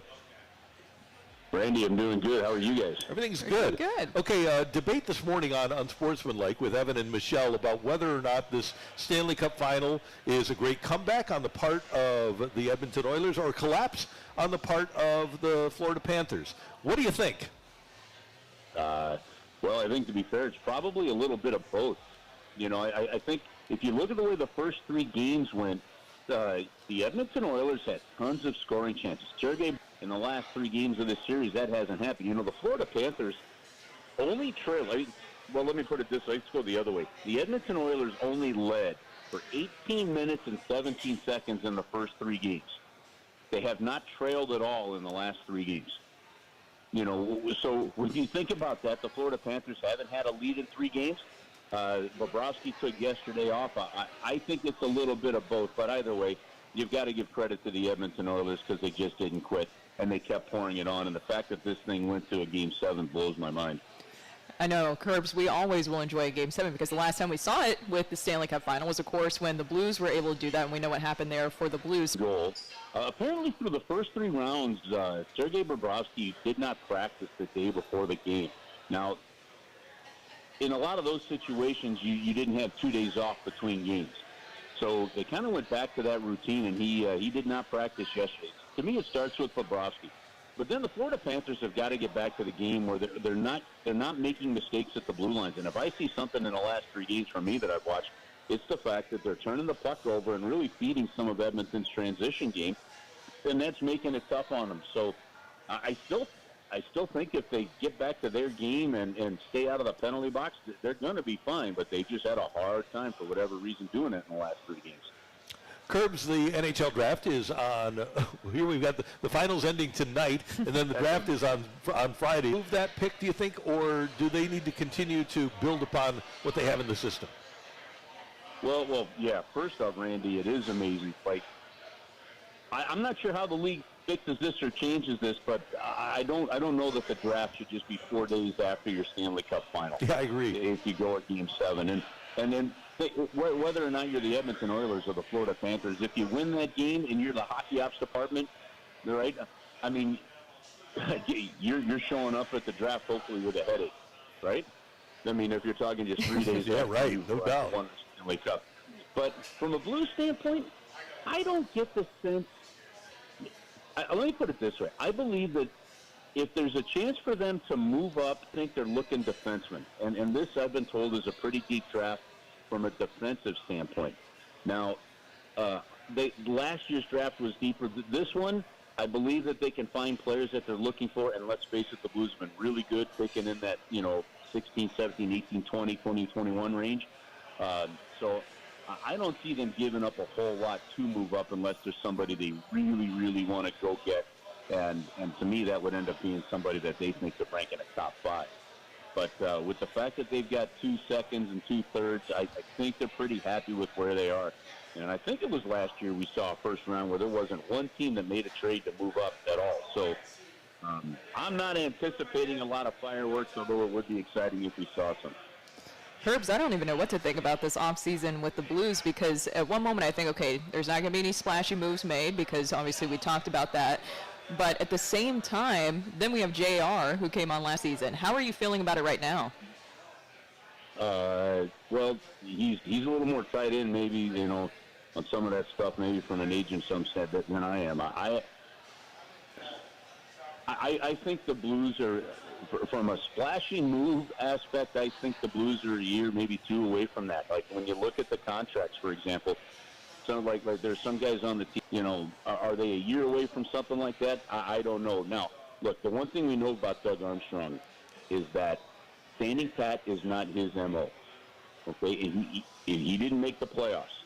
Yes, I know he's in a rebuild situation, but he didn't make the playoffs, and so to come back with the same group, I don't see them signing their unrestricted free agents. I see them moving on from those guys, and I do still expect them to explore some options, whether a little bit, and how that happens, that I have no idea. But standing pat isn't his MO. I just don't know to the extreme of it, because I don't think you're going to make some trades that's going to bring in some players that could block continued growth. And I think you're going to stick. JR brought up in his latest piece at The Athletic is maybe signing a guy to an offer sheet like Martin Necas of Carolina. Maybe you get that 22-year-old and do it just in a different way that is very rare these days in the NHL. To me, the lack of offer sheets tell me just that, the system was definitely and still is to keep teams from grabbing other teams' players. I like the fact that you look at that kind of stuff, Randy, but the challenge is, depending on the price that you sign a guy to, it could be pretty hefty. It could cost you as much as 5 first-round draft picks. I don't see the Blues doing something like that. I think the Vegas Golden Knights are showing teams, not just in hockey but in pro sports, how you can maybe go about things. Mm-hmm. I don't believe that just the simple rebuild through the draft is the way to go anymore. It can take you forever, as we've seen teams like the Buffalo Sabres and others that we've talked plenty about, the Montreal Canadiens. But I don't know that full speed are doing it because they got the start in an expansion standpoint. But their aggressiveness, their willing to standpoint, offer sheets I think could become, and hopefully do from an exciting standpoint, become a little more normal. And one thing that we, as fans, we look at cap. We don't think much about cash. The Vegas Golden Knights have a ton of cash. So they have a lot more money to spend if you want to give a guy a big bonus. If you're ready to do it, they have the money to do it. A lot of franchises don't have. They have. You just nailed it there. So the NHL has a cap system. So nobody can spend, you have to put that team on the ice where the average annual value doesn't exceed the cap. But if you go back, how's that possible in a cap? Well, you bury, you've got one contract in Leonard that you're still paying, but he doesn't play anymore. Long-term IR situation. If you're willing to spend that and can spend that, the cash part of it where you're buying guys out, you're holding on to dead money. You're paying players to play for other teams. A little bit of the haves and the have-nots in there. So, that's why sometimes you've got to figure out a way to compete in the same sandbox, because those rules are in place and some teams are taking advantage of it. Hey, Kerbs, before we let you go, later on in this hour, I'm going to reminisce a little bit about the 40-year anniversary of the Sandberg game. I know that you remember the Sandberg game. What are your strongest memories of that day that Sandberg?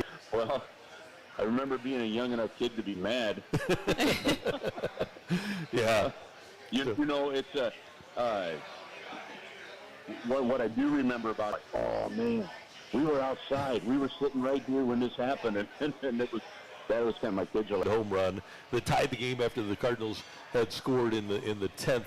And Jack Buck goes, "I'll be darned," because as Whitey said after the game, Ryne Sandberg became Baby Ruth that day. Oh yeah. Well, that there's calls like that where the "I'll be darned," you wanted to say beef, right? Yep. You kind of wanted to pull a Jim Hannafin, okay? Yeah. Okay, but he didn't, and it was sort of I was watching a Cards Cubs game when I got back from college. I'm watching a Cards Cubs game one afternoon. The Cubs lose in the 10th inning, and it's still one of my favorite all-time calls. Harry Carey goes, cripes, the Cubs lose again. We'll have a fantastic day, and we'll see you soon. All right, listen, have an awesome time out there with the Folds of Honor. It's such an awesome group and awesome charity. So glad you guys are out there. Have a great day out there. All right, Kerber, thank you very much. We're thrilled to be here. Chris Kerber, voice of the Blues on 101 ESPN. Coming up, we've got the fight. All you need to do is text in to our text line, 314-399-9646, 314-399-YO-HO. We got it down here. And text your name and the word fight, and maybe Matthew will pick you to fight me next on 101 ESPN.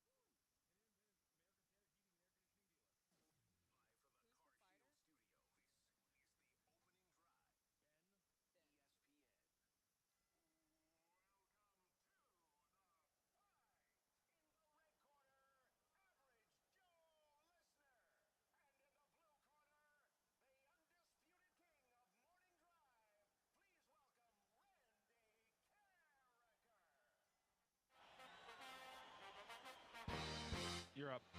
Welcome back to the opening drive. Brooke, Randy, and Rocchio here, and it is time for the fight. And our fighter today is Ben. Ben, how are you doing? I am good. How are you guys? Oh, we're doing great. Randy is away. We're over at the Whitmore Country Club today for the Folds of Honor event. And Randy, I can reassure you, Ben, is far away eating eggs. So he is nowhere near the scene right now. Is this your first time facing Randy in the fight? No grapes, so I guess it goes well for me. There's grapes in the buffet. Oh, there are grapes. Yeah. Well, we'll get past that, but I'm 0-1 all time against Randy, so hopefully to go a bird 500 here today. There you go, just like the Cardinals, huh? You ready for question number 1, Ben? I am. All right, who owns the single-season record for receptions by a running back at 116?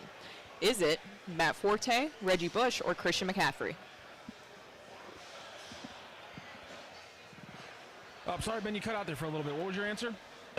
Christian McCaffrey.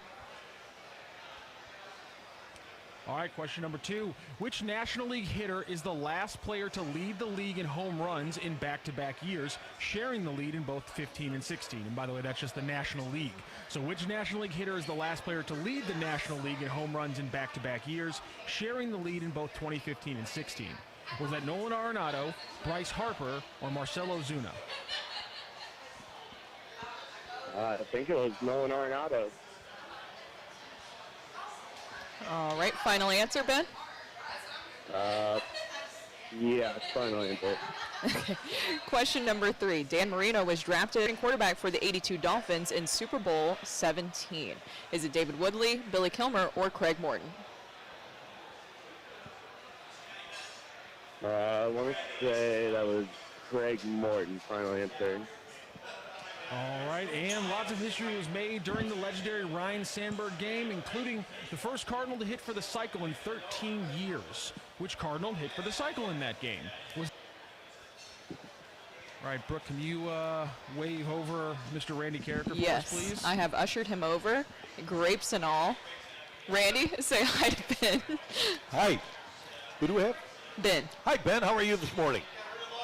I'm good. How are you, sir? I'm doing well. Thanks for listening. Thanks for playing. We appreciate it. Absolutely. Ben was hoping that since we are outside of the studio today, that maybe you wouldn't have the grapes. But the grapes. I got the grapes, but the mental preparation is not as easy. Normally I can go out and focus while I'm in the hallway. No. But here I run into Craig Suntrip from the Suntrip Automotive Group. They're the sponsor of the Folds of Honor Golf Tournament. A lot of people saying hi, so I'm not as mentally sharp, Brooke, as I usually am. Also, you look like you were enjoying yourself eating some eggs over there. I did have some eggs. I did, yeah. All right, you ready to face Ben in the fight? I'm ready. Question number 1, Randy. Who owns the single-season record for receptions by a running back at 116? Larry Centers, I believe. I'm going to go with Larry Centers from the Arizona Cardinals. Randy, which National League hitter is the last player to lead the National League in home runs in back-to-back years, sharing the lead in both 15 and 16? I'm going to go with Nolan Arenado. Nolan Arenado of the then Rockies. Well, not the then Rockies. Nolan Arenado, then of the Rockies. I'm going to go with him. All right, question 3, Randy. Dan Marino was drafted following the Dolphins' trip to the 1982 Super Bowl, where their starting quarterback had 97 yards and 4 completions. Ouch. Who was the starting quarterback for the 82 Dolphins in Super Bowl 17? I think that was David Woodley, number 16. I think I'm going to go with David Woodley. And Randy, you've got to do a little history today on the Ryne Sandberg game because it was the first time a Cardinal hit for the cycle in 13 years at that point. Which Cardinal hit for the cycle in that game? In the 1984 Sandberg game? Yes, sir. That would have been Willie McGee. All right, well, we are going to have to go to our tiebreaker today, ladies and gentlemen. So, Ben, really quickly, here are the rules. I'm going to read out the question. We're going to give Randy Carricker a moment to write down his answer. Once Randy Carricker has written down his answer, we're going to get your answer audibly. Randy will then confirm what he wrote down, and then whoever is closest to the pin is going to be the winner of today's fight. Ben, do you understand those rules? I got him. Let's do it. All right, Brooke, this is going to be a little bit different. So, Randy, do you have paper to show Brooke? I do. I guess we do still have a camera running, so we can show the camera. Yes. On this one. So we still have multiple ways of making this whole thing work. All right, let's go to our tiebreaker. We lost a legend last week, Willie Mays. And so here's the question for Mr. Willie Mays. How many of Willie Mays' career 660 home runs did he hit in a Mets jersey? I'm going to go. We know the 660 number, but how many of those came in a Mets jersey? I will text it to you, Rockio. Okay. Just text it to you. Yeah, just make sure I have it in front of me. All right, let me write down Randy's guess. All right, I have Randy Carricker's guess. Ben, what is your guess, sir? I'm going to go 48.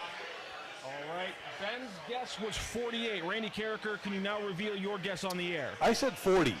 And I didn't indeed get the text from Brooke Grimsley that it was 40. So the big question that Ben's got to ask himself and Randy, is the number between 40 and 48? Is it lower than 40 or is it higher than 48? That's the question we got to ask ourselves here. And for all you people who haven't already jumped to Baseball Reference to ruin the surprise, ring that bell. The winner and still champion of the fight, Randy Carricker. The fight is presented by Golf Discount of St. Louis, with the most experienced club fitters in town. Why shop anywhere else? Oh yeah, you don't have your machine. Just win, baby. I'm so sorry, Ben. Willie Mays hit 660 home runs, and he hit 646 of them in a Giants uniform. Therefore, 14 of them came in a Mets uniform. So Randy Carricker was closer to the pin, and he beat you today in the fight. Good fight, though, Ben. 3-3 tie leading into the tiebreaker. Good job. Yeah, appreciate it. It was fun. Thank you. Absolutely. Let's go through the questions. Let's go through the answers here. The running back who owns the single-season record for receptions by our running back is with 116 is Christian McCaffrey, who set it with the Carolina Panthers in 2019. Larry Center's got 130 targets, but his career high for catches is 101. But because that one had me sweating for a minute, because I was like, oh yeah, Larry Centers did have a lot of catches in his career. I was worried on that one. He held the record for a long time, I think. Yes, yeah, as I said, McCaffrey came in with 100 in 2019, his last year in Carolina before he got traded. Rockio, we need a sweat cam for you. Brought to you by. Which NL hitter is the last player to lead the league in home runs in back-to-back years? Sharing the lead in 15 and 16 is, in fact, Nolan Arenado. He shared the lead with Bryce Harper in one of those years, but Harper was not there the next year. Dan Marino was drafted following the Dolphins' trip to the 1982 Super Bowl, where their starting quarterback had a 70-plus yard touchdown pass and then 3 other completions for under 30 yards, 97 yards on 4 completions. Dolphins needed a quarterback, and they got one in Dan Marino, but David Woodley was the quarterback in Super Bowl 17, and then obviously Dan Marino took them to so many more Super Bowls from there on. During the legendary Ryne Sandberg game, we're going to talk about some of that, including, of course, the 14 Mets home runs on the tiebreaker that won it for Randy. Ben, thank you again for joining this fight and joining the show today. Yep, thank you. Have a good one. Thank you, Ben. Have a great day. Appreciate it. And that was a tough fight. That was a good one, though. It was. Enjoyed it immensely. Coming up next here on 101 ESPN. Yesterday was the 40th anniversary of the Sandberg game, and the Cubs unveiled.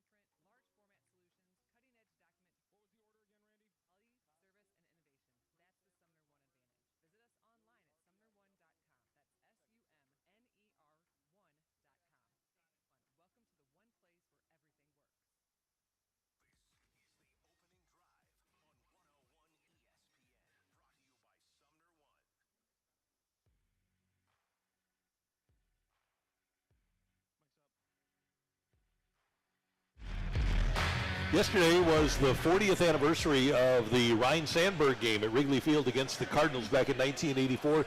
June 23rd of 84, Sandberg hit 2 home runs off of Bruce Sutter to tie the game in the 9th and then tie the game again in the 10th, a game the Cubs eventually won.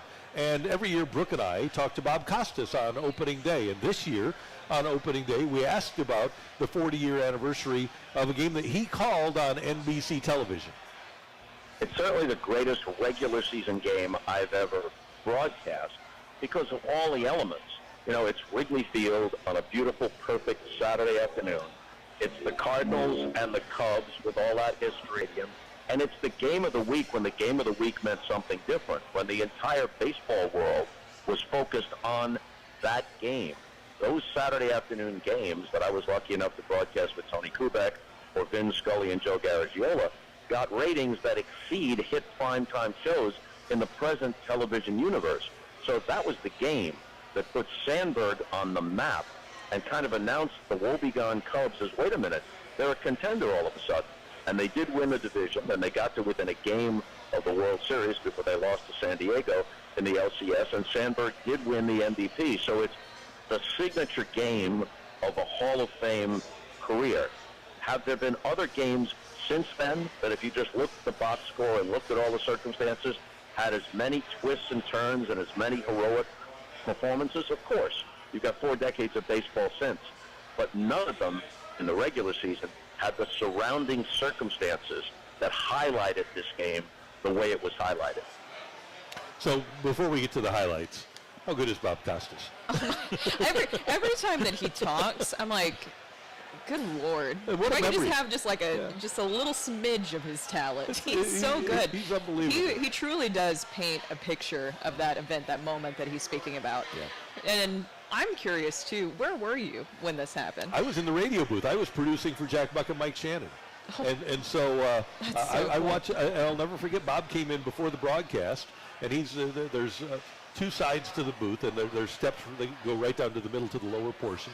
And I was standing there with Jack Buck in the lower portion of the booth before the game, and there's Bob sitting on the step, and we're just talking about the Cardinals' chances and how good they are and how good the Cubs are. The Cubs had just got Rick Sutcliffe, and it was just, like he described it, it was a pristine day at Wrigley Field, and this was before they had the giant billboards, and it was just before they even had lights at Wrigley Field. So it was an absolutely glorious day, and the Cardinals had a 7-1 lead after 2 innings, and they were up 7-3 after 5, and then they were up 9-3 when the Cubs scored 5 in the 6th to make it 9-8. So Sutter comes in, he replaces Neil Allen to get the final out of the 7th, then goes 1-2-3 in the 8th. So Cardinals, it's Bruce Sutter. You're thinking it's nailed down, but unfortunately Sandberg led off the 9th.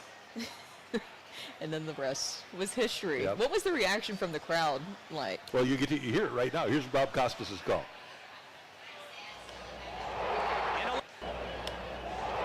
In a left center field and deep. This is a tie ball game.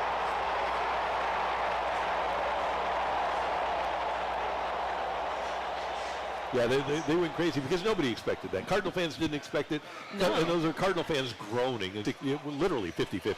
It was Wow. a 50-50 split.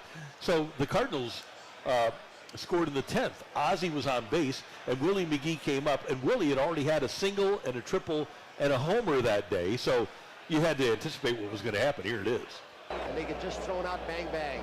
They're trying to pull the ball, but he doesn't. This could be a base hit. Matthews racing toward it, can't get to it. Ozzie Smith rounds third, will score. Willie McGee has a 4-hit day, and he is hit for the cycle. He was named the player of the game as he hit for the cycle, and the Cubs were able to score in the 9th. So the Cardinals score one more. It's an 11-9 game. Bob Dernier earns a 2-out walk. A 2-out walk after Sutter had gone 3-0 against him in the bottom of the inning. And with the Cubs down 2 and a runner aboard, Sandberg came up again. 1-1 pitch. He hits it to deep left center. Look out! Do you believe it? It's gone! Now, also notable here is that NBC had a boxing match coming up. So Costas is trying, and everybody at NBC Sports is trying to get out of the baseball game as quickly as possible. So he's doing all the credits at the end of the broadcast, thinking that Suter is going to get Sandberg this time, certainly, because he didn't get him last time. Well, that tied the game. Cardinals didn't score in the 11th. Dave Owen with a bases-loaded single in the 11th wins it for Chicago.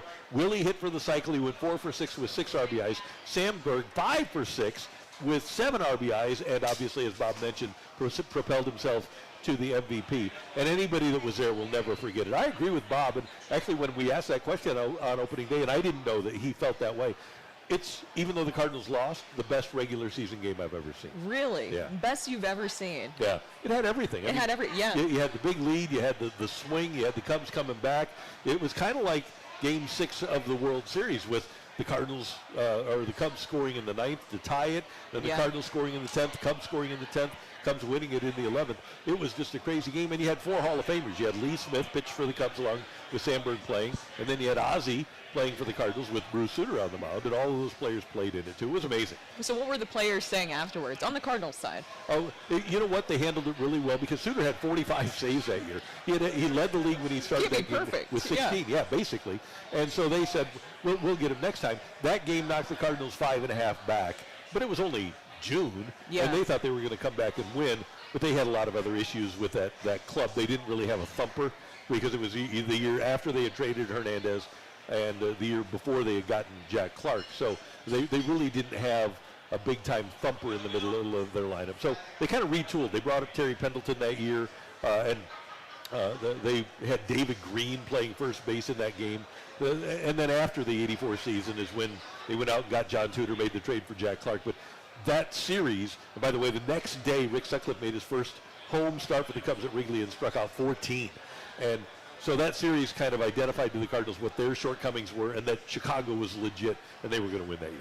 And Randy, can I ask one quick question about the timing of it, which is just, is because listening to those highlights, is Bob, like, there's one of 3 things. Is Bob Costas amazing just because he's Bob Costas? Has baseball broadcasting changed too much, or was he just, like, rushing through those calls because of the timing? It was like he's letting them breathe in a way where he's not filling, and he's just letting the crowd take it in a way I just don't think broadcasters do anymore. That's what Joe Buck does. I think Joe is the best at that. Yes. But if you're doing it on TV, you're right. You let the pictures tell the story. And Bob was doing baseball wonderful at that. And Bob did football for NBC, too. And he was really one of the greats in terms of allowing the pictures to tell the story. Nobody was better at that than Pat Summerall was. But, yeah, you're right, Matthew. Bob was one. And Bob is he's a wordy guy. But he did let it ride there. Yes, and the Hall of Famers that were a part of those teams. Think about that. Yeah, it was pretty cool. And then obviously Sandberg, Whitey was in the dugout. You had 2 playing for each team. It was a pretty special day. And then obviously a Hall of Fame ballpark too. If that game's played at Busch Stadium, Brooke, I don't think it's the same. I think the fact, because Wrigley Field is kind of the Cubs star. Yes. And I think Wrigley Field is part of what made the game as great as it was. Mm-hmm. So it was a fun day, and it's amazing that it's 40 years ago, because I can still see in my mind's eye the ball leaving the ballpark, both home runs, leaving the ballpark, and then Suter was ticked after the second one. You know, his head slams down, and he slams his hand into his glove. It was a wild day. Ralph Citarella was the Cardinals starter, number 43. It was just it was amazing. It was just, even though the Cardinals lost, and my friend Big Frank is playing today here in the tournament, and he hates the Cubs. But I think even he has to appreciate that. Well, that just added to the rivalry even more. Oh, right. Yeah, it was great. And then the next year, the Cubs thought they were going to win, and they had a big lead. Then the Cardinals just catch them and run them down and run past them. It was that rivalry was pretty good there for a little while. Yeah. It was fun. That's Brooke. I'm Randy. Coming up, we've got our Rush Hour Reset here on 101 ESPN.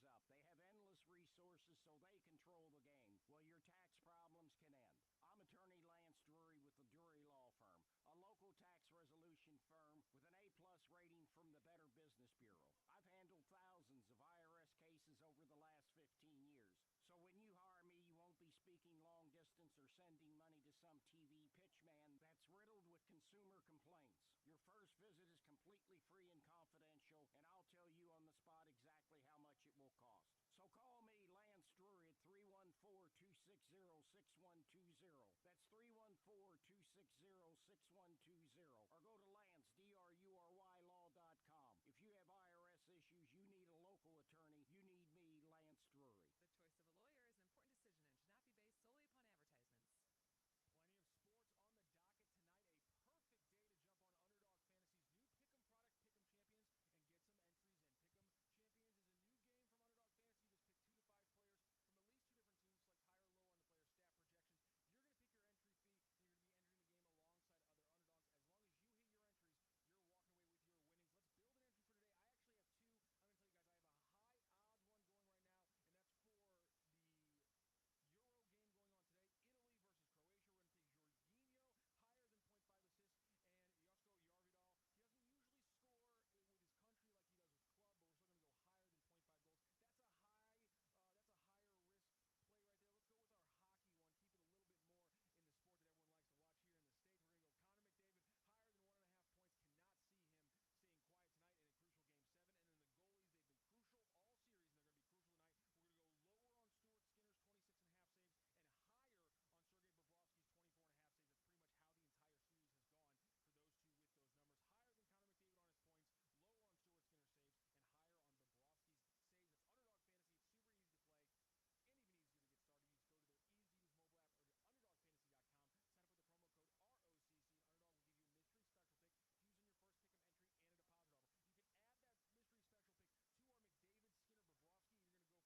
higher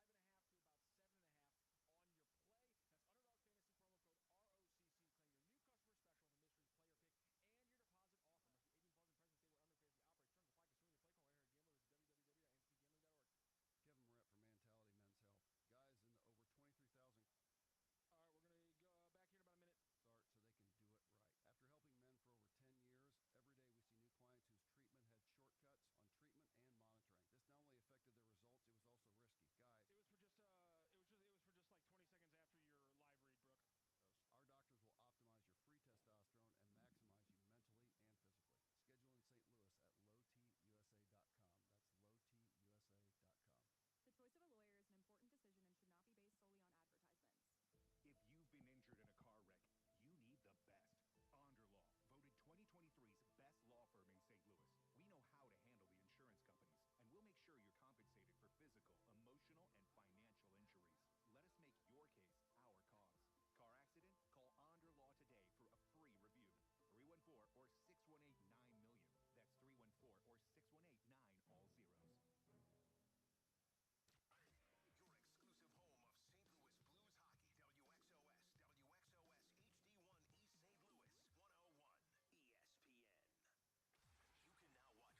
Your exclusive home of St.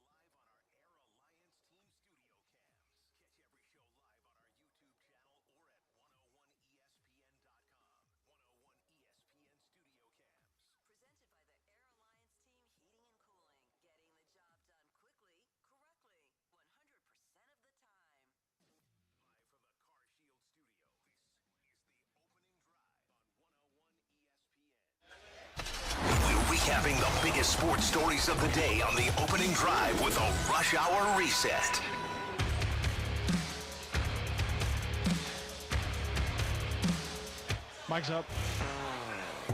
9:08 in St. Louis. Your time check brought to you by Clarkson Jewelers, an officially licensed Rolex jeweler. Our buddy Chip Caray will join us in just a few moments. Sonny Gray was sensational, and he's the story of the day. 7 one-hit innings. The only hit allowed, a Patrick Bailey home run that ended the perfect game bid after 6 2/3. Gray threw everything the Cardinals hoped they would get when they spent $25 million a year on it. Oh, yes, that's exactly what you wanted. Now, with Sonny Gray, the big other part of the conversation, look, if you win, you don't think about it as much. But say the Cardinals would have lost, and I think people would have been really upset. But some are so confused about why you would pull Sonny after 80 pitches. I think there's a lot there. I think, number one, the temperature's in the mid-90s, hotter down on the field. I think that he has struggled in September throughout his career. I think the Cardinals are trying to preserve him. And we have injury issues with his history, right? So I would say that those combined, and even the 2 starts ago, Ollie talked about the hamstring issues. Yes. And he's dealt with those. He missed starts because of those. If I'm the Cardinals, I would be cautious with him too. I would, because of the hamstring issues that you talked about. Not only has that been something that we've seen him deal with in his career, but also something that you've seen in this season. So it feels like they're being very careful with it. And you really haven't seen pitchers really throw a complete game. I would be curious this season how many pitchers have thrown a complete game this season. I think it's less than 20 in Major League. There's only one pitcher that has more than 1. Yeah. So it just doesn't happen. A couple of the other performers yesterday that I wanted to point out. Number 1, Alec Burleson, who had a great weekend. Brooke, his OPS in the month of June, with a week left in the month, is .896. He's got a .330 on base and a .566 slug. And this month, 7 homers, 14 RBIs, plus 2 doubles. So 9 extra base hits, 14 RBIs, and an .896 OPS this month for Alec Burleson. Alec Burleson has developed into the major league hitter that the Cardinals have always wanted, but especially the timing of this is very vital to the Cardinals' success right now in this moment, that we've talked about how well that they're doing. At least, what was that record again that they've had since? 24-13 since Mother's Day. That's since Ollie Marmol was tossed out. Since, let's just leave the Mother's Day thing out. Since Ollie got tossed. Exactly. And fired everybody up. But it's very vital because you have Wilson Contreras, his injury, so he's out of the game. You have Paul Goldschmidt, who we know has been scuffling at the plate. Nolan Arenado, who's been in and out of the lineup at times, dealing with different injuries. And also, both of them have been lacking the power. We all know that. That's been the story of the season of Nolan Arenado and Paul Goldschmidt. So for Alec Burleson to develop into the hitter that they need in this situation right now is huge, and hopefully he'll be able to keep it up. The rest of the Baby Birds as well has really been carrying the offense for the Cardinals. And people that make the point, and it's an accurate one, have to be pretty happy. The point being, left-handed power plays come playoff time. For whatever reason, it does. And now you've got Burleson, you've got Donovan. Gorman, if nothing else, is left-handed power. So you've got left-handed hitters, and hopefully at some point you'll get Newt back as well. Maybe the Cardinals will have more left-handed hitting than they know what to do with. And that's how you have to figure out something for the trade deadline. Right, That's what you have to figure out there. And then the other big story today, Wilson Contreras, it seems like it will be likely that he will be back. How do you think that they handle the catching situation moving forward? Do they ease Wilson Contreras back in? Because in his last rehab start, he was the DH. And he went 1 for 5 in his sixth rehab game. So how would you handle it moving forward with I'd him? probably catch him 2 out of every 3 games. Pages has done enough behind the plate that he deserves the opportunity. And I think you ease Wilson back. Basically, to me, this is another spring training. He's missed a month, and he needs to get in catching condition again. I'm sure he's been squatting down and getting back up, but get his timing back at the plate and just get used to getting behind the plate and catching again. Does he change his approach I behind the hope plate? so. I hope that he moves. I hope he has his own little line back there so that he doesn't get hit again. But the thing is that if you looked at his numbers from this season, he was doing really well. He was doing better defensively than we had seen last year. But I wonder if it was in part because of the new pitchers, because of the different guys that he's catching. Hopefully that was the case. I don't want him to get hurt again, so I want him to move back. If I was the Cardinals, I'd want the same thing too, And then, Brooke, we need to talk about Ryan Helsley. 26th save yesterday. 26 in a row now for Ryan Helsley. And I'm to a point now, and he had 2 strikeouts, no walks. Sometimes he's going to allow base runners, but I have 100% confidence in Ryan Helsley. I can't say that I had that last year or in the first couple of weeks this year. I think that he is basically flawless right now. He is, and you have that confidence because he has that confidence, and he shows it when he's out there on the mound. But looking at the numbers too, there's a lot of one-run games that he's being brought into, so he is really, really earning those saves. He needs to be perfect. Yes, he does. Yeah, and he has been. So good for him, and a lot of good things happening for the Cardinals now. Atlanta's in town. Lance Lynn goes tonight for the Redbirds, and we'll see if the Cardinals can keep things going against a really good team that's won 8 out of 10, and they're going to pitch Spencer Schwellenbach. It's not exactly like having Spencer Strider on the mound, but Spencer Schwellenbach will face Lance Lynn tonight. What about the name on the back of his jersey? Yeah. Oh, these jerseys are made for Schwellenbach. People like Schwellenbach and Czechoslovakia, these little tiny letters that you can barely see. So then, but they kind of almost... They round them off, They round them off a little bit too much, where I don't like the look of that. I hope that they fix this atrocity soon. By the way, it's really stupid, and somebody on the Giants this weekend. So the way these jerseys are set up is so stupid. So they have like moisture wicking that allows players to not feel sweat. The moisture, the sweat, goes to the outer part of the jersey. And so that's why you have a different colored gray shirt and pants. You should never have that. The jerseys were fine before. I don't know why Nike and Fanatics, well, let's blame Nike. Nike did this, and it's their fault, and it's just a mess. Well, Fanatics is still a part of it, too, because it's just the combination of both of those just not working out. Apparently, and everybody seems to agree, that it is Nike. It's Nike's plan, and all Fanatics is doing, not that we're defending Fanatics here because they take forever to get things done, but they're just carrying out the instructions of Nike. So it's basically blue jerseys. I'm all on board with that. But that's typical. That's what I expect from Fanatics, is to be very slow or not have it in stock. And also the fact that it bleeds through, too. Yeah, it's awful. Yeah, it does. Yeah. So, Nike, come on. You're better than this. All right. Just do it, okay? That's today's Rush Hour Reset. Yeah, fix it. Fix it. That should be their new motto. Yeah.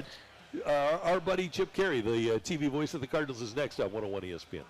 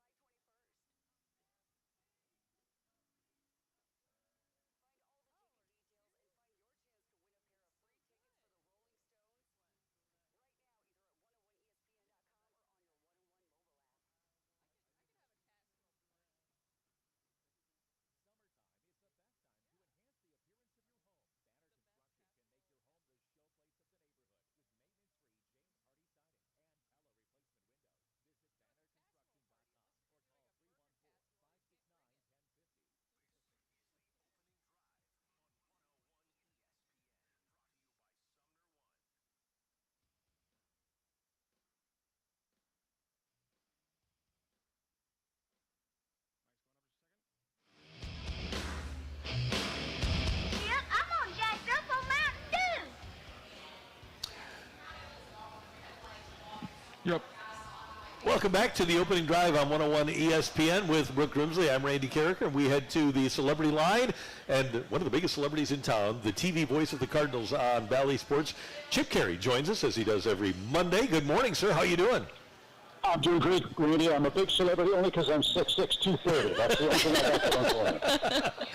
have to You're a big man that's having a lot of fun. This team is really doing some fun things. And as Ollie mentioned over the course of the weekend, they're putting... This is what Brad Thompson said on the broadcast. This is what we thought it would look like coming out of spring training. The offense has been slow to come around, but when the Cardinals get on base, when they attack, when they swing with conviction, and they put the ball in play, and they get great starting pitching, and then turn it over to a lockdown bullpen, well, it adds up to a lot of wins. And to do that at home is really, really gratifying for the Cardinals fans. I mean, Busch Stadium is really turning into a home field advantage for this team right now. And during this longest homestand of the year, it was great to sweep the Giants. Now another new test awaits for the Braves tonight. Sonny Gray, what a great game it was for him yesterday. I know we were talking about earlier about pulling him after 80 pitches, but he was really doing well yesterday, and he's now thrown at least... What have you seen in his progression here lately? I think he missed you while you were on your honeymoon, Brooke. That was the big key. Getting you back and getting you back on the radio so that the Cardinals would be motivated. But look, you're right. I think he tried to simplify things. Look, throw the ball down the middle and let the action of his pitches do the work. It was miserably hot at the ballpark yesterday. I think we all get wrapped up in pitch counts instead of restful pitches. And, on a hot day, when he throws with maximum effort with every pitch, his 80 is like 120 for mere mortals. So I didn't trouble at all with getting him out of the game after he gave up a home run and pitched his 7 innings. He did his job, and you turn it over to your bullpen and you like that. But Sonny Gray has been everything the Cardinals had hoped he would be. He's an ace. He's a top-of-the-rotation guy. He's a presence, and everything he does has purpose, not just for him, but for his catchers, for the rest of the guys on that staff in the bullpen who watch him pitch. I think we're going to reap the rewards of having Sonny Gray wear a Cardinal uniform for a lot of time after he's done playing. Chip with us on 101 ESPN. Brooke and I were just talking about how effective Ryan Helsley has been, too. And that's something that the Cardinals over the course of the last few years, Chip, have been lacking, is that consistent closer. They've had an array of names over the course of the last 3 or 4 years. It's nice to be able to plug in one guy in the 9th inning to get the 27th out. And a consistent role. I think Ryan was kind of thrust into the unconventional closer's role last year because the Cardinals' bullpen wasn't very good. The Cardinals trying to win games would deploy him in the 8th inning sometimes, or at the end of the 7th and the 8th with the big hitters coming up, and then turn it over to someone else in the 9th inning. But I think Ryan is a creature of habit. He likes his role. He likes knowing how to prepare for that 9th inning with the lead. And I think the results speak for themselves. He saved 26 straight games. The time off in Miami, as hard as that was for the Cardinals to navigate, giving their big 3 guys much needed rest, I think the payoff you've seen from Ryan the last 2 games. He's throwing 102, the ball's moving, he's got... Now, he really has turned into the major league hitter that the Cardinals were hoping, right? He can hit. He can hit. He's got the hit tool. He doesn't strike out a lot. He puts the ball in play. He's turned himself into a more than adequate outfielder. He can also first base. He just has an approach. I love what we read in the newspaper the other day with how Matt Carpenter took him under his wing and said, look, you're swinging at everything. Find a pitch that you can do damage on and then attack that pitch. And it might be the first pitch of the bat. It might be with 2 strikes. But he's had an uncanny ability to put the ball in play, get on top of the baseball, and hit line drives. And unlike last year when those line drives were being caught or being pulled back over the fence by the Cubs, they're starting to find holes in green grass, and the Cardinals are really thrilled with that. The other cool thing is that some guys don't really run particularly well, but they're good instinctive base runners. Down to the aggressiveness to steal a couple bases yesterday.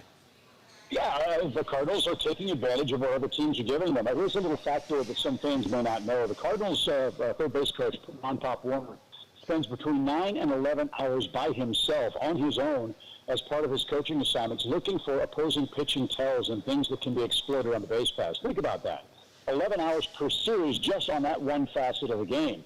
Base running was something the Cardinals felt was lacking last year. They made it a point of emphasis this spring, and I think we've seen the results of that, not just in stolen base numbers, but as you said, going first to third, moving up, tagging up, knowing who can throw and who can't in the other team's outfield. All of those things over the course of the year might steal you a game or two, and as tightly packed as the wild card races in the National League, 1 or 2 games is going to really, really be important for not just the Cardinals, but for everybody. Chip, now the Cardinals will face a team that you know really well, the Braves, obviously a very talented team that they have over there despite some reasons. They were a huge homer hitting team last year. They haven't had the same kind of power this year, but you could make the case that Marcell Ozuna has been the most complete hitter as a designated hitter in the National League this year. He's having an all-star caliber season. Matt Olson's heated up. Ozzy Albies is heated up, and Austin Riley has heated up. No, they don't have Spencer Strider. No, they don't have Ronald Acuna, but that's still a very good, very deep Braves team that knows how to win and knows how to win on the road. They just had a great series with the Yankees. It should be a fun series with the Cardinals, the way they're playing, and the Braves always being a challenge. Look forward to seeing a lot of folks come out to Busch Stadium and cheering on the Birds this week. Can you imagine if you really wanted to go to an all-star game, being Marcell Ozuna, having the year you're having, but you also know that Shohei Ohtani is in your league. Yeah. I mean, it's kind of a bummer, right? It's like when Ozzie Smith played shortstop. Right. Barry Larkin had to hope for a down year from Ozzie to have a chance to play. But that tells you how there's players, so much talent in our sport right now. And I've gone on record as saying, and I've talked to a couple of seasons, with this kind of talent during '97, with the 20-inch vertical breaks that we're seeing, pitch after pitch, you really have to tip your cap in admiration and enjoy the ride. Chip, we know you're going for a walk. Are you avoiding the heat? How's the weather right now? Beautiful. Forest Park, our crown jewel, is awesome. Beautiful day today. The black-eyed Susans are in full bloom. There's a nice breeze. We've got the bikers and the joggers out. I'm a walker. I'm just about wrapped up, so I'm going to hit coffee, get some research done, and get ready for a big game. All right, we'll be tuned in tonight, Chip. Thanks so much for the time. We appreciate it. We'll see you later in the week. Okay, guys, and Brooke, welcome back, and congratulations. Thank you so much, Chip. Take care. Okay. See you guys. That's our buddy Chip Caray on 101 ESPN. Chip, it sounds like he's back to being fully healthy Yeah, the because leg he is was good. dealing with the injury. Yeah. Okay. Yeah. We need to get him back out on the pickleball court. Man. Just keep John Denton away from him. And that deadly drop shot. There you go. Coming up here on 101 ESPN, we've talked all morning about the baby birds. We're going to give you a little bit of an idea of how dramatic this baby bird collection is. That's next on 101 ESPN. Coverage of 101.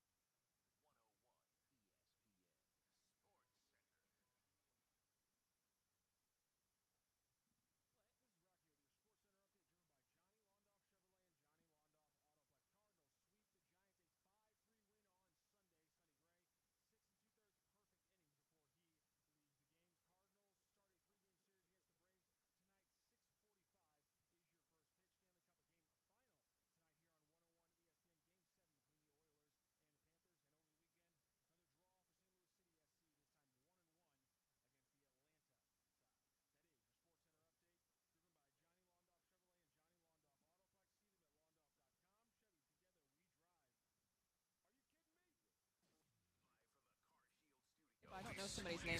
The opening drive. Try. That's down the line. Totally Donovan hits a homer. Burleson got a huge jump. Throw to second. No chance. The Cardinals have their third stolen base. What a day for Alec yesterday. And a base hit left field. Here comes Mason flying around third. He's going to score. And the Cardinals have a 1-0 lead. 3 pitches into the game.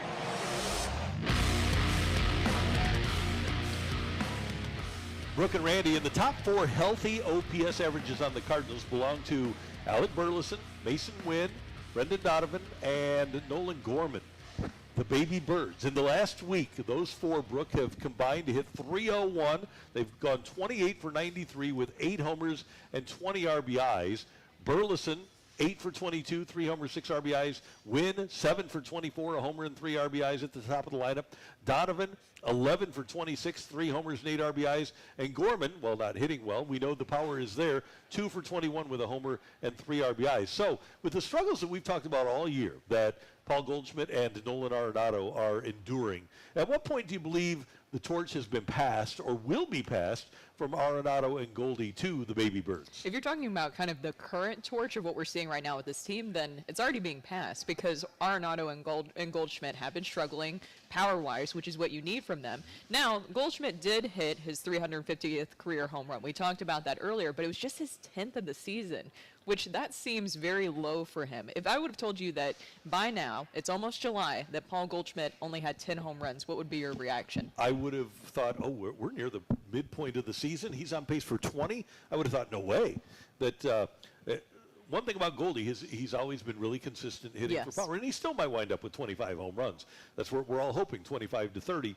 But if you tell me before the season that he's going to have his numbers just a week away from July, I'm going to think that the Cardinals are in trouble. And then he entered Saturday's game with really just kind of a major drop in his career numbers, especially with his OPS, because his drop-off from his career OPS, which was around 897, it was going to Saturday's game 658 OPS-wise. So that just kind of tells you the major drop-off we've seen from him. So you need these baby birds to step up. So I feel like if you're talking about this season specifically right now, it's already being passed, but it truly can't be passed until they're no longer with the team, right? Exactly. And I go back to the Blues when Tarasenko, Tarasenko and Schwartz basically took over for Oshie and Backus. And Backus leaves after 2016, and then they wind up trading TJ Oshie. And I think that was a classic situation where one group passed the torch to another. Arenado's going to be here for another 3 years, but I wonder if he does become, and if Goldie comes back, if they become support players, and if they're willing, it's hard when you've been a star like that to become not the best guy on the team. But I wonder if we're reaching a point now where those guys will almost have to accept it because they aren't the best players on the team. Well, both of them want to be in the Hall of Fame, right? They're both working towards that Hall of Fame resume. What's missing from the resumes? World Series for both. So I would think that, yes, maybe it comes to that point where we've seen it. We've seen the regression. I feel like both of them, though, are at very different points of their career. Well, because Goldie's at the end of a contract, right? And exactly. The 3 years makes a big difference. And he's 36. Right. Arenado's 33 and Goldie is 36. So, yeah, they are at different points in their career. I can't see Arenado, because of that, taking a more supportive role. The thing is, he's got to produce. And really, Goldie's has been a more gradual fall. It doesn't seem like Arenado at the age of 33 should have taken the precipitous drop that he took last year and then again this year. I was as alarmed by his drop-off defensively last year as the offensive drop-off. He's been better defensively this year, Arenado has, than last year. I just wonder if, even at the age of 33, can he rebound to something approximating what he was in his first 2 years with the Cardinals? It doesn't feel like it with what you're seeing at this moment, and he's dealing with another injury, as we know, by the way, that we discussed earlier, where he had to, it was his left forearm this time that he's dealing with, so we'll see if he's back in the lineup today. But do you also think, and I sent you and Rocchio this article last night, The Athletic has an article about how hitting has been down this year in general, and I thought this was a very staggering stat here. Only 25 hitters are on pace to hit 30 home runs this year. As recently as 2019, there were 58 of them. It's amazing. And here's what's alarming. from my perspective for that is that players generally don't get better after the age of 32. They regress. So you've got this combination of pitching being better than it's ever been and two hitters that physically, naturally, are going to regress, and the hands are not going to be as quick as they once were. Getting the bat to the zone, especially the way Goldie holds the bat, you wonder if he's going to be able to get the bat into the zone as quickly as he did 5 years ago. I think that's a major concern for the Cardinals, with not in terms of mechanics and changing mechanics, but just physically, are those guys' hands going to be quick enough to hit the pitching that exists right now, which is hard even for a 28-year-old in his prime. Yeah, and that's the thing that it's kind of shocking to me when you see how much the hitting has changed this season, and then you look at the Cardinals, and there's also a lot of other big stars. I mean, you had that stat on Radio Rosarena. I consider him kind of a star in Major League Baseball right now. All-star, Rookie of the Year, his Championship numbers Series this MVP. year. Horrible. And he's not old, so he's succumbing to the great pitching that exists in Major League Baseball. And that's why, especially with the group that we're talking about, Donovan getting better, Mason Wynn ascending and getting better. It looks like Alec Burleson is hitting his stride, and I don't know what Nolan Gorman is going to be. I would assume that he's probably going to be something close to what he is. He'll probably hit 30, 35 home runs and hit 200. I hope he winds up being better than that. But to see, especially the aforementioned three, Burleson, Wynn, Donovan, actually getting better against that good pitching, that's a good sign for the Cardinals. It is, and it's like the torch is being passed, whether you want it to or not at this moment. Now, if this team can have Nolan Arenado be Nolan Arenado, or at least close to it, I would say that would be fair, close to it, and Paul Goldschmidt get back to what you need from him as well, where that power comes through with both of them. You have that in combination with this young group. Yeah. You know what's amazing, Brooke, and it would be nice to get him back, is that 2 years ago, I think that the Cardinal front office probably would have murdered somebody to get a left-handed hitter. And now it's all the left-handed guys that are doing well, and it's the right-handed hitters that are struggling in this lineup. Now, Contreras. It's so weird. Yeah, Contreras was not struggling before he got hurt, and Wynn is fine. But I'm talking about your middle of the lineup power guys. But your power guys now are pretty much left-handed hitters. Go back to the 2021 season and even 2022. Just go back 2 years ago. You had Gorman, who that year hit 226 with only a 420 slug. Edman, who could not hit left-handed or right-handed. Arenado and Goldie were fine. Tyler O'Neill, right-handed hitter. Bader, right-handed hitter. And Nootbaar was kind of scuffling. He hit 228 with a 788 OPS. They couldn't find a left-handed hitter. And they were bringing up, if we go back, Carlson was himself. They brought up Donovan that year. I'm trying to find it. They brought up or brought in a random lefty hitter. I remember John Denton telling me that if I hit left-handed, I could be on the team. Corey Spangenberg was on that team. Oh, yeah. Yeah. So they were bringing up anybody that they thought could hit left-handed. And now they've got all these left-handed hitters with more on the way because Chase Davis apparently has kind of found his stride at the minor league level too. Yeah. So I'm just very interested to see too with these young hitters if they will be able to sustain it. But right now it's fun to watch because you have this younger group of baby birds stepping up. When you had all these key injuries with Wilson Contreras, you've had Nolan Arenado and Paul Goldschmidt. Not necessarily injuries, Nolan in his case some, but still not fully what you were expecting to see from them this season. And these guys love being aggressive and they're having fun. Yes. That's the thing. They're aggressive and fun, and that's all we can ask for from this group. Biscuit Burleson. Yeah, Burleson with his joy and Donovan with his leadership. I think you got a nice combo for the future there. It seems like a lot of really good personalities. Yeah. Burleson seems really funny. He seems like a fun guy. Donovan is just a down-to-earth fun guy. Mason Wynn is very mature.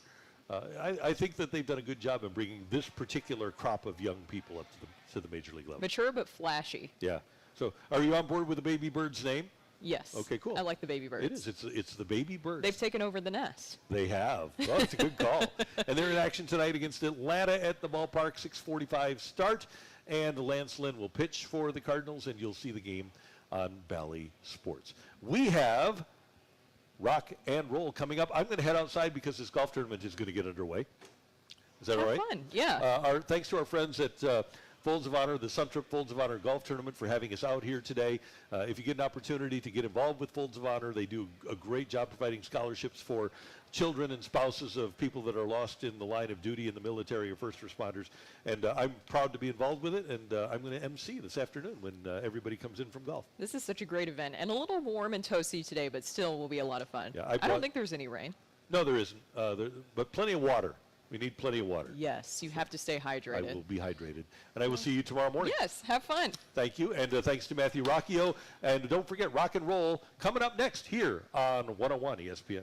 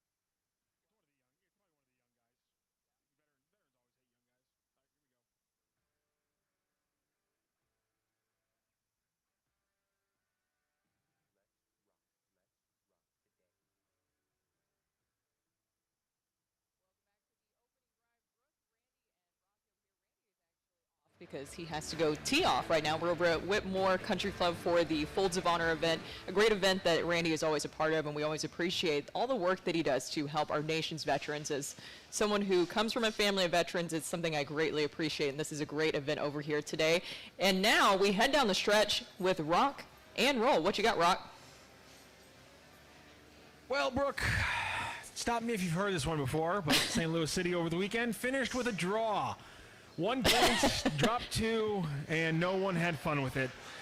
Because that's kind of just been the way City's season has been going. Another draw happened down at City Park. This time it was a 1-1 draw with Atlanta United FC. Indy Vassilev broke, as you guys said earlier in the show, a 343-minute goalless drought for the City offense on possession overall. And then finally an errant kick from Nukvi Thoresen, which I thought was still a bad call.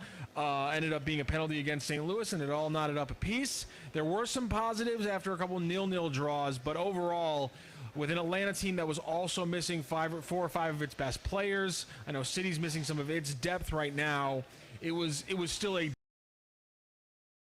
Well, and I think the other big story, too, is I saw this all over social media this weekend, and the ref in the game went viral for kind of a bait-and-switch VAR announcement. What happened there? Yeah, actually, I want to shake his hand for this one. It was actually flipping his high school plays. So what happens is there was a moment where St. Louis City, earlier on in the game, when it was still tied up, got a seeming goal from Nukvi Thoresen, and there was a very long delay. They go to VAR, and the lead ref gets in front of everybody. There was a new rule passed this year in the MLS where they explain the VARs to everyone like it's a football play in the same manner. So he goes up and he says, well, we have determined that because the issue was.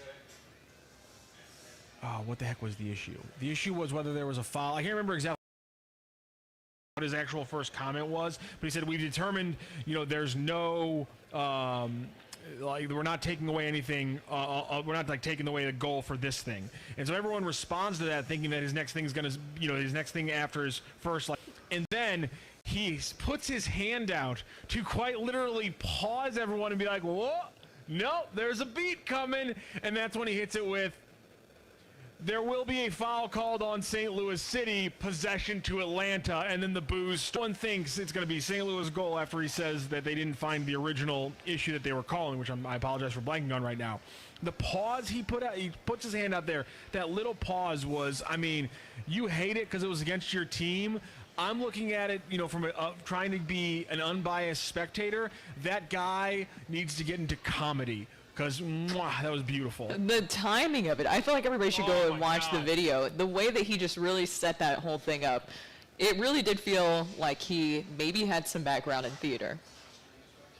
Yeah, he has to be. You do not get stage timing like that. And I didn't realize that it was like a far and wide thing that made people angry. I got 3 or 4 texts from people who were in the stadium who were extremely angry at the ref, and partially it was because, again, that play happened because they were taking away a goal while the 300 plus minute scoring drought was still going on, and so that's why everyone responded in the way they did. It also didn't help that was probably the first questionable call in what I would say became kind of a conga line of questioning calls throughout the game against St. Louis City. Somebody said he was born to be a WWE announcer. I could see that. The theatrics that he brings to it. Yeah, I agree. That's like you could be a referee. He's got the same kind of timing of the guy who runs down the tarmac or down the ramp, jumps in the ring, and it hits the count perfectly.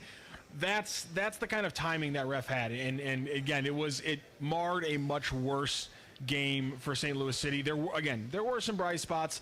I've been in a Twitter war for the last 48 hours trying to convince people that Nukvi Thoresen had a good game. That's been a whole entire hill I've been climbing up like a fool.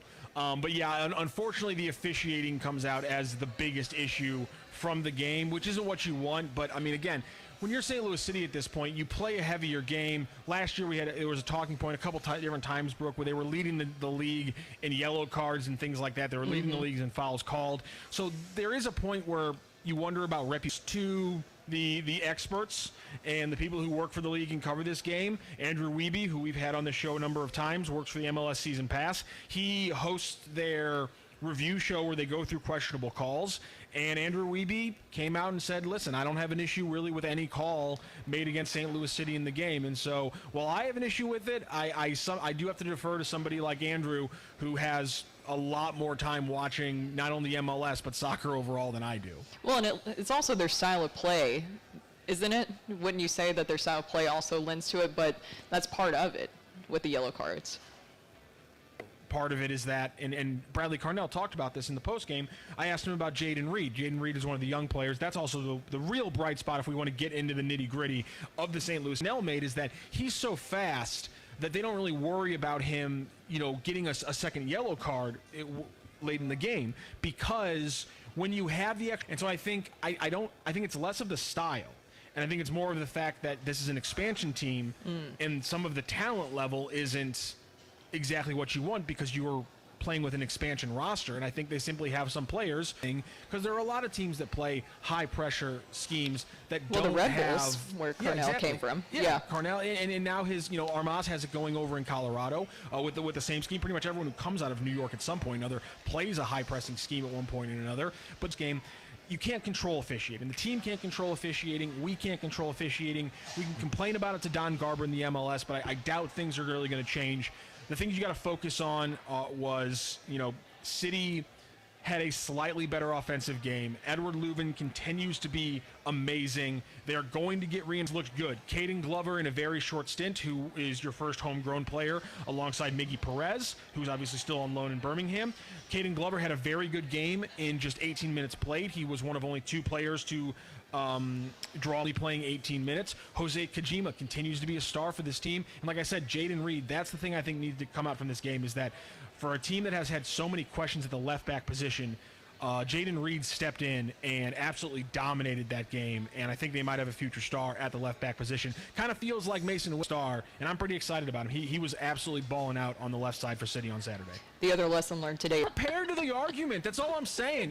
Ironically enough, 314s or 636 criticizing me, says, Rocc, I swear to God, do you even know what you're talking about? Jesus, it's called homework. Do it. You sound so unprofessional. I'm sorry I blanked on the one call from the St. Louis City game. I apologize. If you go to my Twitter, as Brooke said, you can see that I don't need a sarcasm button. I live life. I'm just perpetually sarcastic. Deal with it and adapt or die. 314 says Thorson sucks and he's a ghost out on the field unless he makes a mistake. Again, there's easier ways of saying you had a busy Saturday night. I'm proud of you for you.